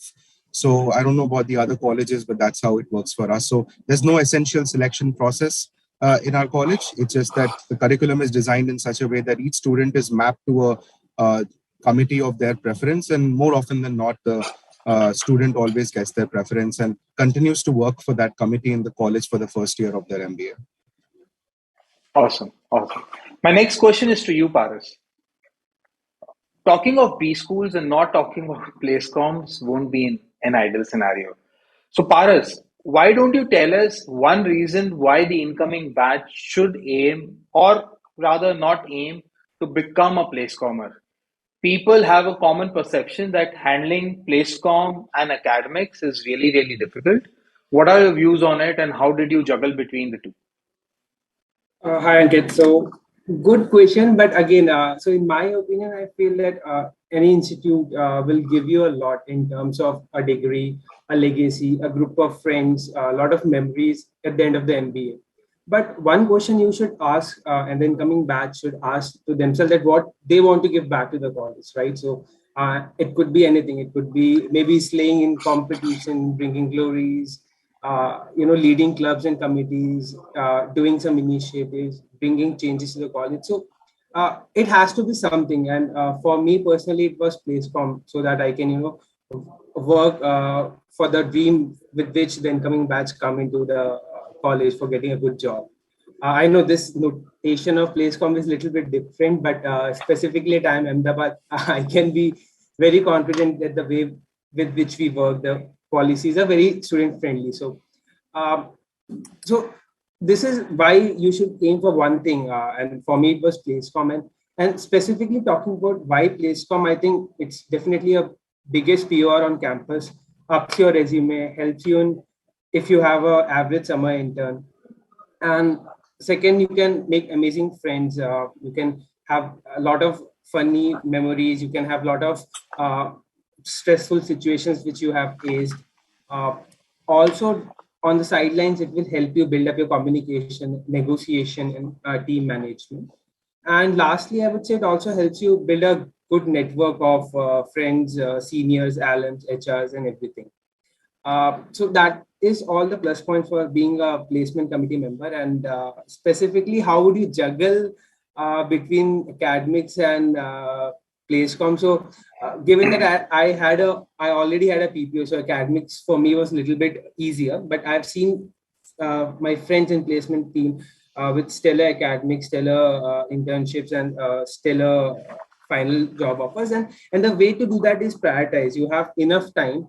The placement work is also in few months where the work is hectic. Other than that, you can focus on your academics, take out sufficient time to work on acads. Paras, I'll be candid here, and many students who pass out have this perception, okay, and this is a question directly from students, not from me, that Placecomers get the best companies and maybe the packages. Is it true, or this is just a myth? I would say at IIM Ahmedabad, it's just a myth. Given that the way the system is designed, sabki ho jati hai, and plus the system is designed. I know it internally how it is designed, so I can say with confidence. But I think in other campuses as well, because I have friends across other campuses, the notation is slightly wrong in a sense that I would say the way the people comes after spending 1 year in Placecom is something which really builds you. I mean, in terms of your communication, the resume, how you present yourself, how you talk yourself in the interview. So those things help. And the network, definitely. I mean, there is no question about it. The better the network, better jobs you land. Maybe a little bit less in Indian context, but internationally, we all know that you get job based on your network. So maybe something could be coming from there. Could be. Nice. Thanks, Paras. Coming to you next, Simrit. First of all, congratulations on featuring in the top 100 D2C competitive leaders 2022. You have participated in multiple competitions, and I hope majority of them would have been on Unstop. Absolutely. Now, my question to you is, what motivated you to participate in these many competitions? And which was your lowest point during the entire journey? So the first part, which is like what motivated me to participate in these, I would say that I wanted to see whatever concepts that were being taught in class, how do those apply in the industry? And I felt that these B-School competitions were the best platform for me to try that out. Like before getting into the industry, this was where I could experiment. I could see how much of this relates to it. So that was the first part. And the second reason personally for me was that during my bachelor's as well as during my tenure at Deloitte, so I was always into the organizing front, be it organizing events or be it organizing competitions. Here, I wanted to be on the other side and experiment and hone my personality in the other way. I got a lot of opportunities thanks to Unstop and thanks to the curriculum which is there at SPJMR. And that's the reason that I got motivated to work in diverse teams and participate in all these competitions. Now, talking about the second point which you mentioned, that's the lowest point. Now, I feel that if you have a good idea or a decent idea, a great team can do wonders for it. But a great idea and not a good team can take you down the drain. So this is something which happened with me. So there was one competition which I was really motivated to participate and see if I could like catch through it. But the team that was that we made, though I had individually worked with my team members and we had a great bonding, but then the overall team dynamics was such that we had very divergent views whenever we were discussing on the solutions. And the case was such that 12 a.m. was the deadline for providing these solutions, and even at 8 p.m. we were not able to come on to a consensus. So at that time I was helpless, but I understood the importance of making the right team. So though that was the low point, but I learned a lesson from that too. Sure. And trust me, that happens with everybody. You're saying 8 p.m. I know people who don't have an idea until 11 p.m. as well. They basically make the executive summary right in the last hour. I'm sure we would have been there, but those are not the things to be done as such.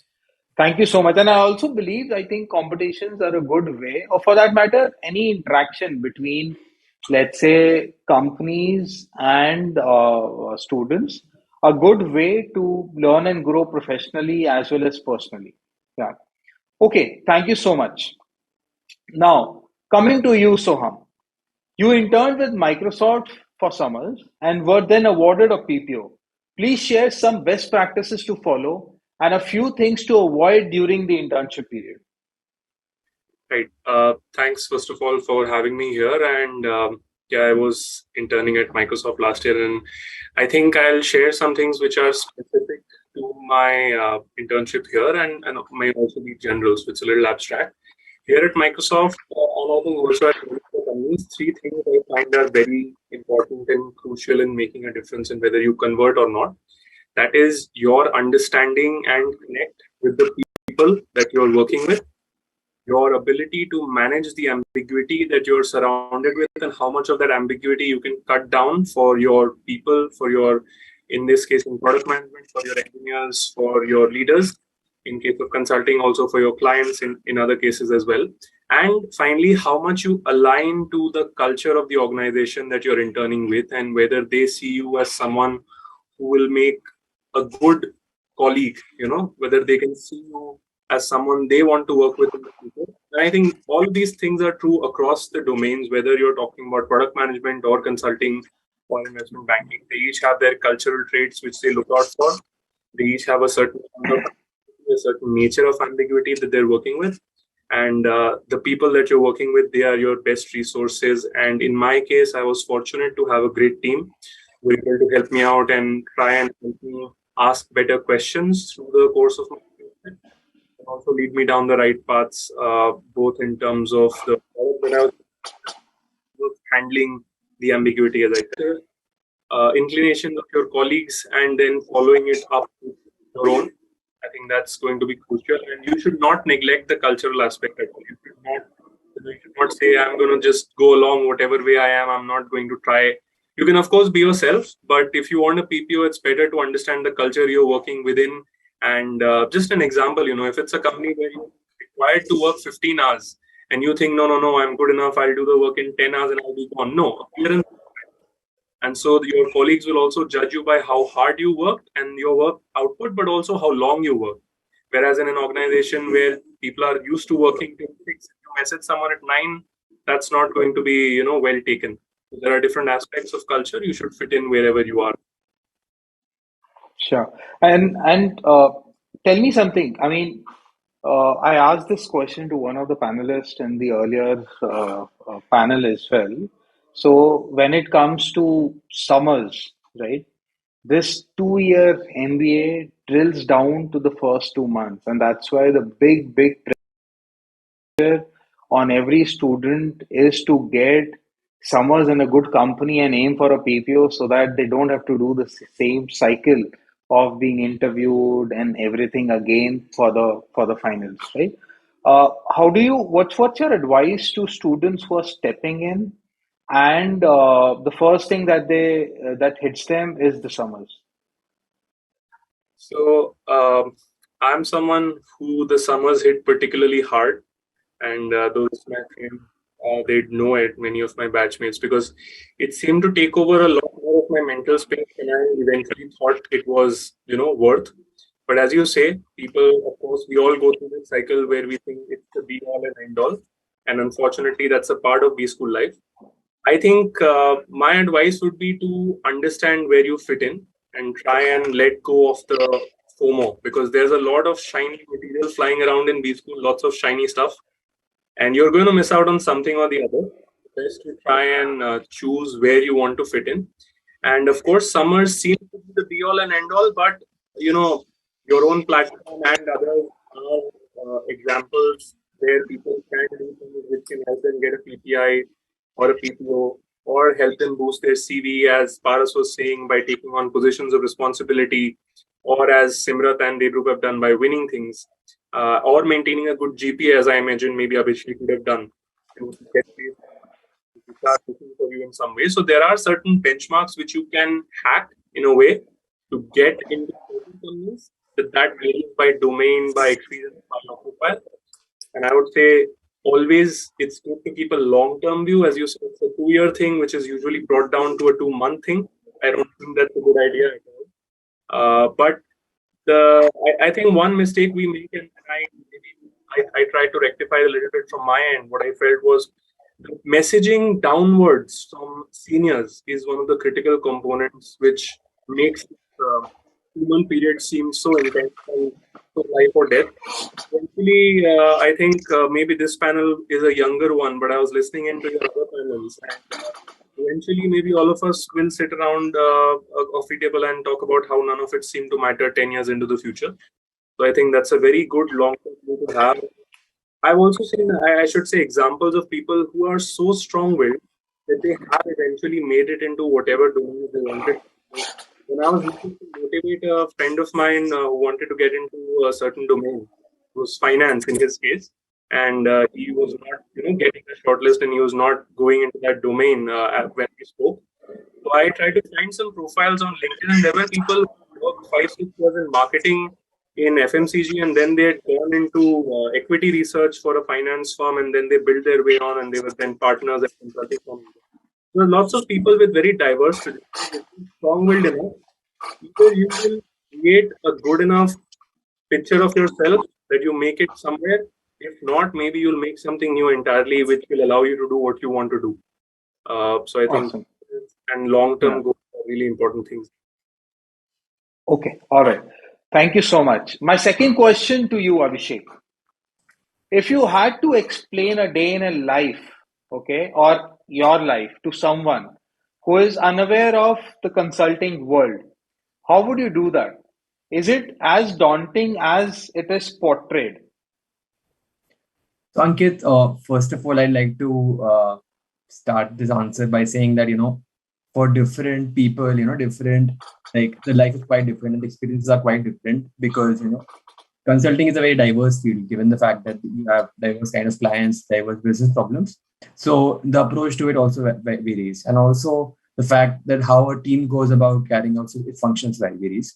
But if I would like to, if I had to describe my workday, a typical workday, I'll say that, it starts, a lot of it has to do with, internal team alignment in, trying to get together and trying to demystify the problem that the client is facing.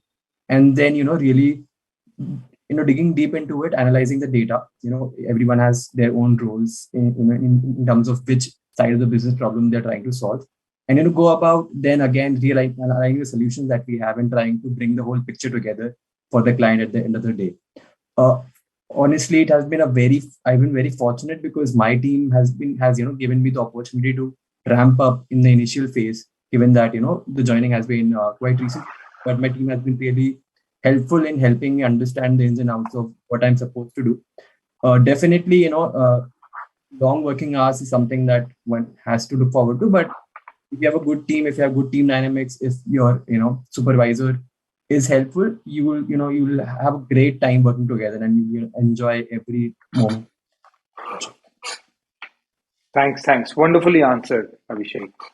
Devro, the next is for you. Looking back at your B school life, what are the few things that you'd suggest the incoming MBAs to not miss, and few things that they should avoid in the next 2 years? Oh, that's an interesting question. I'll start with this latter part of it about what they should not be missing out on. So there's very common phenomenon that we are all aware of, which is called FOMO. And the first thing that you experience the moment you're thrown into the MBA ecosystem in a B school is that, oh my God, so much is happening around me. I might as well take part in this and that and this. So I would say that something that people should avoid doing is take part in anything and everything just for the just for the sake of it. I mean, I've seen people in my circle sometimes, not just in my college, but outside of my college as well, just go for things that they're not really interested in. So I would say that people can really evaluate their choices, and even if they've not made up their mind about which functional area that they would like to head in, to little bit carefully evaluate the different types of alternatives that they would like to explore.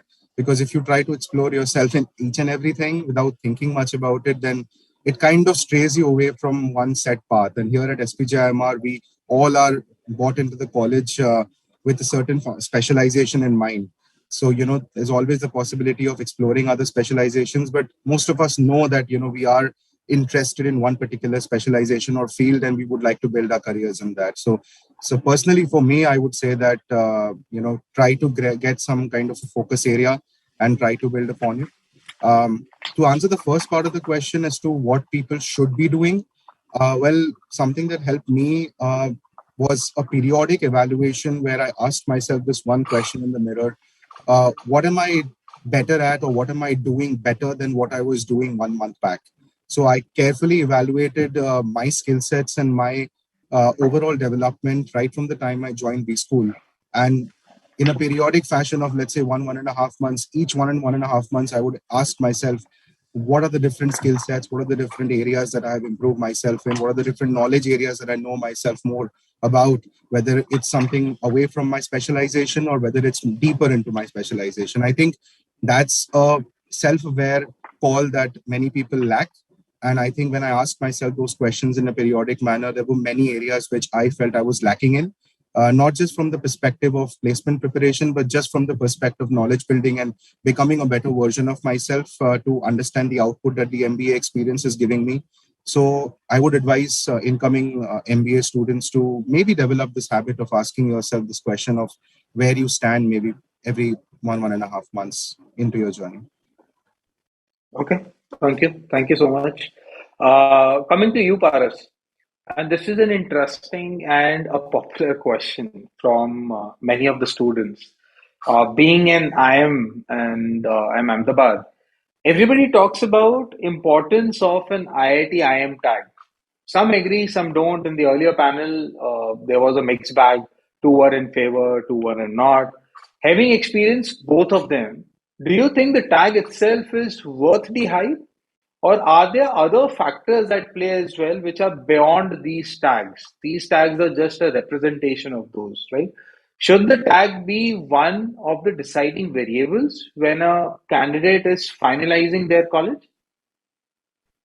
So, Ankit, in my opinion, having gone through both the tags, I would say that tag in itself can just bring in legacy and the opportunities for you. Beyond that, you would have to drill down and understand what exactly are the building. I'm not sure if I'm audible.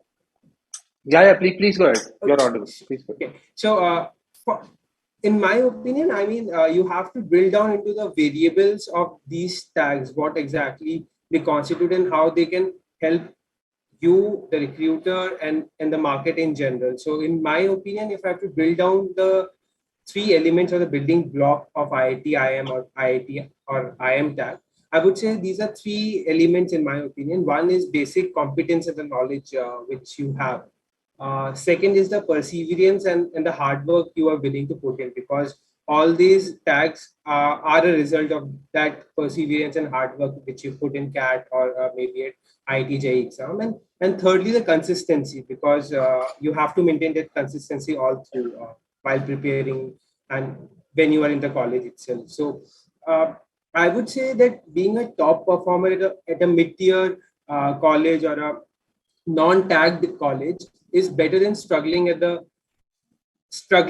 with a tag and not having this building block. So you can end up having these tags and not having these three elements. It's not useless.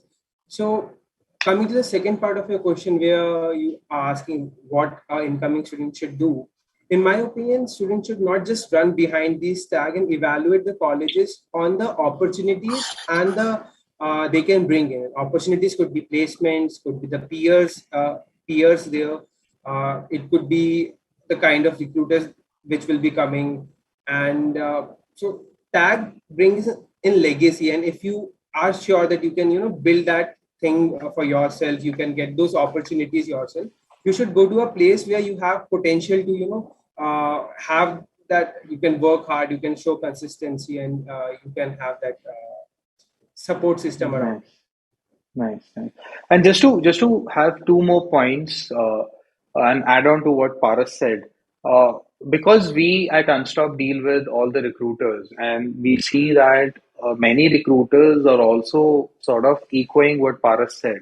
And this is a candid conversation that I had with not one but at least 3 or 4 different top recruiters, where they have a notion, and now they are sort of taking action on it, that why should we go to a top tier? I'm not saying I am right.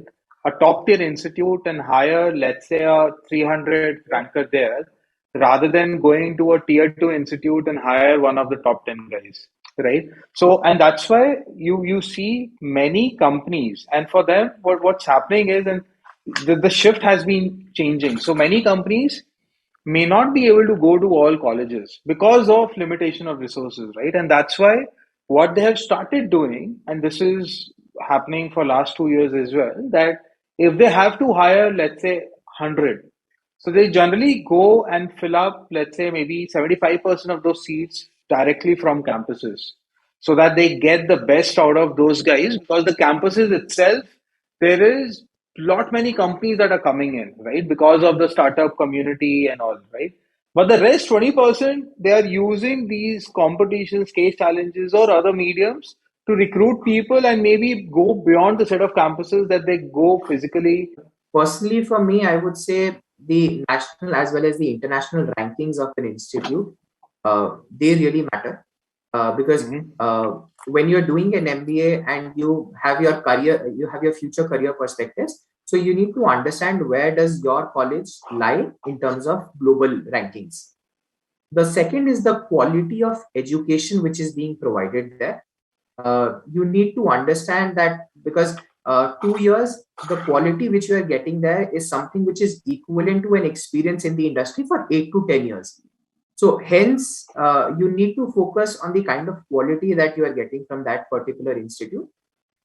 Third is the alumni base, because these alums are the ones who will help you once you're getting out of your college. They are the ones who will support you in the outside world. So you need to see that you have a good and strong alum base. Both for the current opportunities, you would look forward to the placement opportunities that you get in your current B school. Also, personally for me, I would say that the values that college really imparts. And if I talk about SPHMR, so I can proudly say that the courage and heart, which is the brand of SPHMR, I've seen that by being a part of this college for 1 year now. They truly live by it, and that is what they have imparted into all of us. And that is one of the primary checks that they have while they are selecting students as well. So they look for a perfect match that blends in with the kind of college that is there and the match between the student. And I think that really helps in the future as well. Last in this will be the peer learnings that you have. So you need to also see the kind of peers that you're getting, because apart from the professors, you will be learning from your peers because you're working in groups. So that kind of a diverse background, if you're getting, and the learnings that you get from them is immense, and that will really help you in future. So this one. Yeah, thank you so much, Simrit. For some time, we lost one of the speakers, and that's why there was a blank screen. But coming to you next, Soham. Often in B school, students are confused about what would be the industry slash role that would fit best for them, and how should a student figure out what kind of a role, industry, and maybe company are they up for, and in what priority do you think students should identify these three elements: role, industry, and company? Okay. Firstly, I hope I'm audible much clearer now before I think Yeah, there was some issue. yes. Cool. Yeah. So I'll come to the second part of your question later and maybe ask you again about what it exactly was. But I've thought about this, identifying where to go, how to identify whether you'll be a good fit or not for a while. And believe me, this is a philosophical issue for me. So I've taken it to heart and thought about it. So here's what I think. From my experience in the past 2 years, I think firstly, you need to build the capacity to observe people and their actions and what is happening around you very, very well. So observe both the outside world and your internal responses to them so that you could identify clearly what things you are really excited about. Responses to them so that you could identify clearly. I'm hearing some feedback. Is that? Yeah, I can also. But please Now it's go gone. on. Yeah. So yeah, Yep. please. So I think observing what is happening around you and observing your own responses to them is critical, because then you can really find out why you're excited about something. Are you excited about something because it allows you to travel the world? Are you excited about something because it pays you top dollar? Are you excited about it because it allows you to solve problems, work with smart people, work with technology, so on and so forth? And it really helps, because in a single interaction, maybe you will be excited about multiple things which are presented to you. But in interaction after interaction, if you keep observing the effect that people have on you and the response that you have internally, I think it helps you quietly note down some things which are important. And next, I think you should think about the value proposition that is offered or that is sold to you, because essentially when you're being hired, what is being sold to you is an idea. You're being sold an idea to be a part of a firm, of a culture, of a vision in some ways. And you should evaluate that value proposition not only in terms of the salary, but also in terms of what it requires of you and what it will do for you. And again, align those things with what you observe your internal responses to be. If I'm getting a lot of money, but I'm not motivated by money as much after a certain level, maybe in 5 years, my performances and my will to work in that domain will fall off. And that's not something that's going to be very good. Or even if it's very good, 5 years in, I should know that it's time to call it quits on this and go on to something where my heart is happier. Next, understand who is the product or what is the product, because in some cases, as in the case of social media, you are the product. So in there are industries where you are the product and you are the one being sold. And I don't want to name any particular industry, but if you use your common sense, you can imagine places where you are being sold as a product and your credentials matter very much. If you don't have those credentials, what do you do? Then you should know that you're not as well a fit, because you can't be sold in the open market in that way. What do you do then? You should evaluate whether you can gain some credentials which can be sold, and then take a look at areas which sell you on. If you're working on a product which is something which you yourself will be working on and not just you being the product, then the product itself has credibility and your skills come into question. Do you have the right skills? Do you have the right background? Do you have the exposure to the problem? And next, I think very, very important is to read and be aware of the world, and just understand how things work. How does the world connect? What is the bigger picture? What are the incentives at play for you as an individual? What is the incentive at play for the company in its domain? And all of these things actually make a very, very big impact, which you can't see in your 2 months before the summers. And I think many of us don't even see in the 2 years at B school. Probably it's a longer term thing. So I think these things, if you do them diligently, then maybe you'll figure out the right place for you to be within the confines of B school. If not, I seriously think that we should do it anyway, because if not in 2 years, we want to be hopefully at the right place in 3, 4, 5, 10 years, somewhere down the line. Awesome. Awesome. So before moving into the next segment, I have some audience questions with me, and I would want to ask most of you those questions, right? And they are just trickling in. Uh, has any one of you gone for a foreign exchange program so that I can direct that question to any of you? Any five of you gone for a foreign exchange program? Okay, so no one. All right. So then let me come to you, Paras, for the foreign exchange program, right? The question is that do foreign exchange programs create value for you in terms of CGPA or let's say your learning? Because the person states that more or less it is looked at as a trick to increase CGPAs and a trip or a vacation. Yeah, Ankit. So at least for the first part of the question, how it helps in enhancing your CGPA, the answer might depend on college to college, how they take into consideration the GPA when it comes to the final CV which they put on for the recruiters. But uh, from an IIM Ahmedabad perspective, I can say that given that the first year is a little bit more competitive and the CGPAs are lower as compared to the CGPAs in the second year. So if you miss out on one term at IIM Ahmedabad and go to a foreign university, your GPA at the university is not counted in your final GPA when you are putting it on the CV, final CV. So in that way, you have only 2 semesters to 2 trimesters to build up your CV from what CGPA from what it was in the first year, which typically is lower. So mathematically, it doesn't add up as to how going to foreign exchange will help you increase your GPA. It's actually on a negative side, and that is a reason why people having PPOs or confident about their summer interns generally end up going to summer exchange. And people who really want to experience the MBA, be part of committees, do something at college, stays back and enjoy that. And definitely, vacation is a part, is an add-on to it. So if you really want to have fun, you are tired working 3 years, and then you are coming to an MBA and you want 6 months out. It's a good place to be. Ankit, I have something to add here actually. Sure. Please go ahead. So we had an exchange student at IIM Calcutta, Berger. He was from Germany, and I and some of my friends, we spent a lot of time with him roaming around our own country. And I should say it was one of the most educational experiences I've had. And that was a German who was introducing me to my own country. So I can imagine going to his country would have been even better, because some people, they ask questions that we take for granted and they reveal answers which also we perhaps would not get to.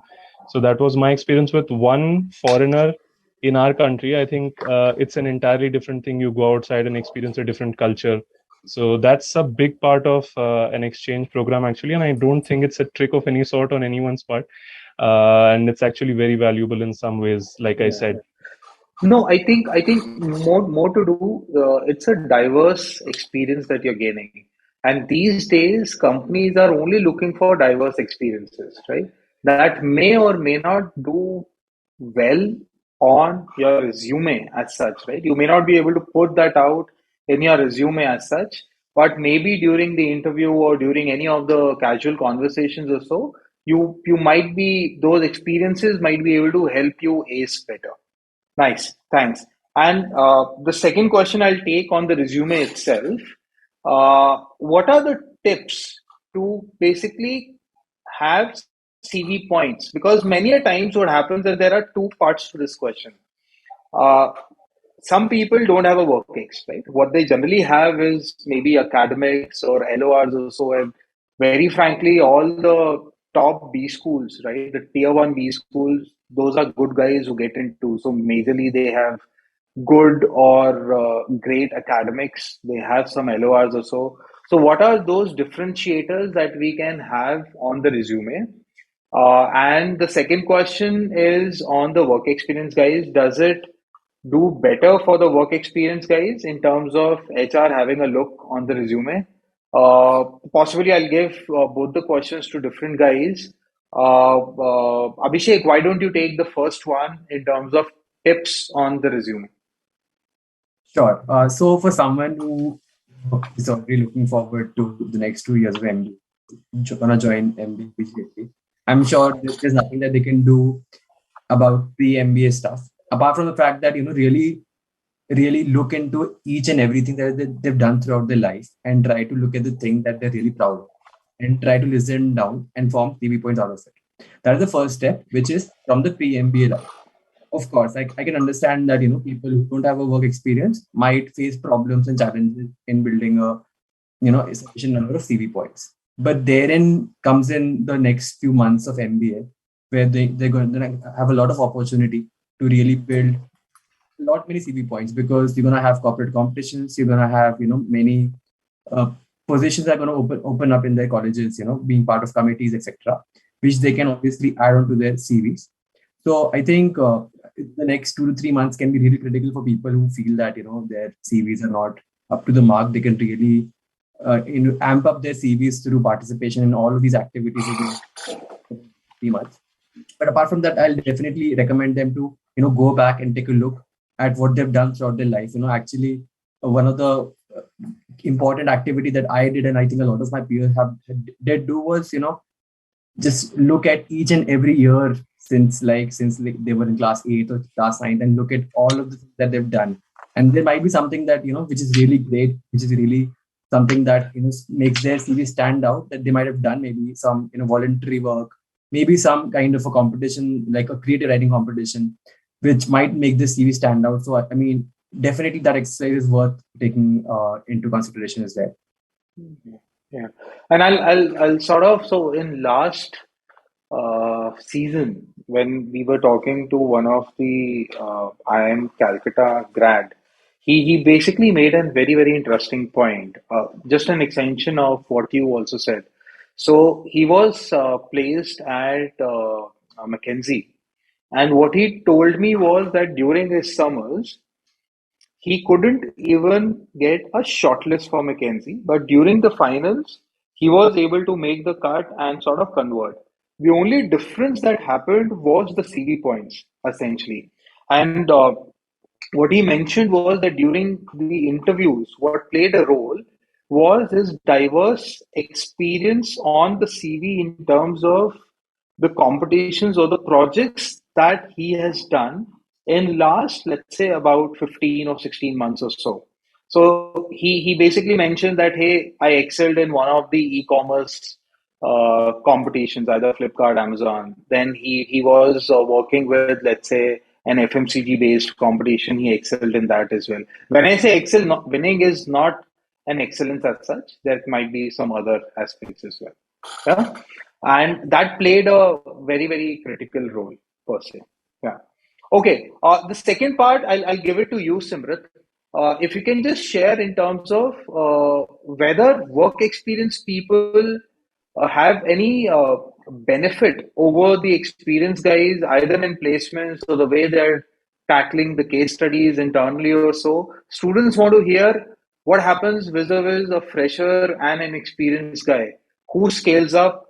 Is there any sort of parameters that affect both of them when it comes to placements and learning? So I would say that diverse backgrounds really matter. So for example, I had a work experience of 3 years before joining a B school. So I come in with a very different perspective. Now a fresher who's 21 coming in directly from their UG, they have a very different perspective. When we all get into a group and discuss the ideas, there are multiple new dimensions which open up. So I think that is something which really helps. If I talk about competitions, so a diverse background will really help, because the kind of solutions that you would develop will include something which has ideas of freshness, something which comes from the industry experience, and something which you can also relate to academics. So that balance will be made there. If I talk about the placements part, I would say it depends from company to company. There are some companies who require experience. And obviously, if you have experience, if you worked in the industry, you know how that work is done. That will help you in acing the interview prep. Plus, it will also help you in kind of the cases that are being discussed in the class. So for example, I come from an SAP background. Whenever a case regarding SAP is being discussed, I am able to provide my inputs into the class. Same is the case with the other experience holders. For the freshers, they bring in a lot of energy. There are multiple, you can say, companies who are looking for that freshness and energy, and they would want to mold those students. There are, so this can be a drawback for the experience holder ones. Why? Because they feel that they've been in the industry for 3 years, they know how it is, and they would go ahead with that set pattern. Those companies might be looking in to mold those people. So there are opportunities for everybody. Sure. And that is what an MBA life is all about. Sure. And last question from the audience, and this is definitely for you, Devrup. They basically say point blank, how to win HUL line. Well, very difficult to answer this question in about a minute or so, but because it took 2 months of disastrous and dedicated preparation to achieve this feat, but I'll attempt. I think have a passion about marketing, which I did from the very beginning. Have a passion about this company, which is the epitome of marketing in our country, which also I did from the very beginning. And merge those two things together. I mean, there are so many different and amazing marketing campaigns and initiatives that HUL has done in this country. And I took ample amount of time studying the company, studying the competition, speaking with so many peers and stakeholders related to this company and the competition beyond my college, gaining inputs from past winners who have not been from my college, but were ready to help me, secure the victory. So getting all those inputs from other people who have been a part of HUL-IM, and at the end of it all, take some decisions which come naturally to you, to your gut feeling, because of course you may get all those inputs, but I think the strength of the idea that you bring in, and in my case, it was a product innovation that had to be born out of a consumer trend because of the pandemic. The strength of the idea was what sailed us through all the different stages. And people in the audience who are not aware, HUL-IM is a competition that happens across 6-7 stages. It's a very detailed and elaborate competition. So be very clear about the main idea, the big idea that you're bringing in, and just keep building on it and don't stray away from it. Make sure that your consumer insights are in place that support that main idea. And just try to enjoy the process is what I would say at the end of it. Awesome. All right, the last segment. Let's quickly move on to the rapid fire round. All of you will be asked questions that you need to answer in 20 seconds straight. Okay? And we'll start with you, Soham. And this is your first question. If you had to describe your life before joining a B school and life after joining a B school in a statement, what would that be? Both of them have to be the same statement? They can be different statements. In one statement, both. Hoping for something better. All right. The next is one spot in your campus which you remember. One spot in my campus which I remember is definitely the bench right in front of the multi-court at IIM Calcutta. It's a place which faces a lake. It is trees around it, and you sit there and it's absolutely fantastic breeze. It's a place where people's friendships are made, where I think truths about life are discovered after parties, and where I've spent a lot of time myself alone, thinking, reading a book sometimes. I absolutely loved it. Yeah, I was there once, and I think this is the same spot that you're talking about. You have basketball courts on the left-hand side, and on the right-hand side, you have this. Awesome. Perfect. So, Simrit, I come to you next. One change you saw in yourself pre and post MBA? I would say never give up attitude, because at the end of the day, I feel now everything is possible. It's just that you need to maintain your calm and peace. Things will get in place. One industry that you think is hyped the most during placements? So it is the consulting, I would say, but then I think it's worth the hype, because I feel that this industry is something which can give you plenty of exposure, because in 3 months of different projects, you get to work in different industries. and maximize your learning. So it's worth the hype. Awesome. Thanks. Abhishek, coming to you next. One myth about MBA and B schools. So I'll give you two myths. First is a positive myth. I think one of the positive myths is that once you get into a good MBA college, your life is all set, which I don't think is true. You have to really work hard, and it's just a stepping stone to the next journey of life. And the second myth is that in terms of a negative thing that people say is that it's a lot of it's just about working hard 2 years and it's really gruesome. And I think this is something that has been discussed in previous panels as well, that there are phases of really real hard work throughout the MBA journey, but it's also fun. It's also making friends, also interacting and having diverse experiences. Yeah. The first point, I mean, every person on earth would have heard about this. 10th में अच्छे marks ले आओ life से, 12th में अच्छे marks ले आओ life से, graduation अच्छे मार्क्स लाइफ से, but never ever your life will be set. It's not set for me, it's not set for anybody who's doing any course or curriculum as well. The next question, one hero food item from your college mess. Well, really unfortunate that we did not have a college mess per se at FMS. So really can't answer that question.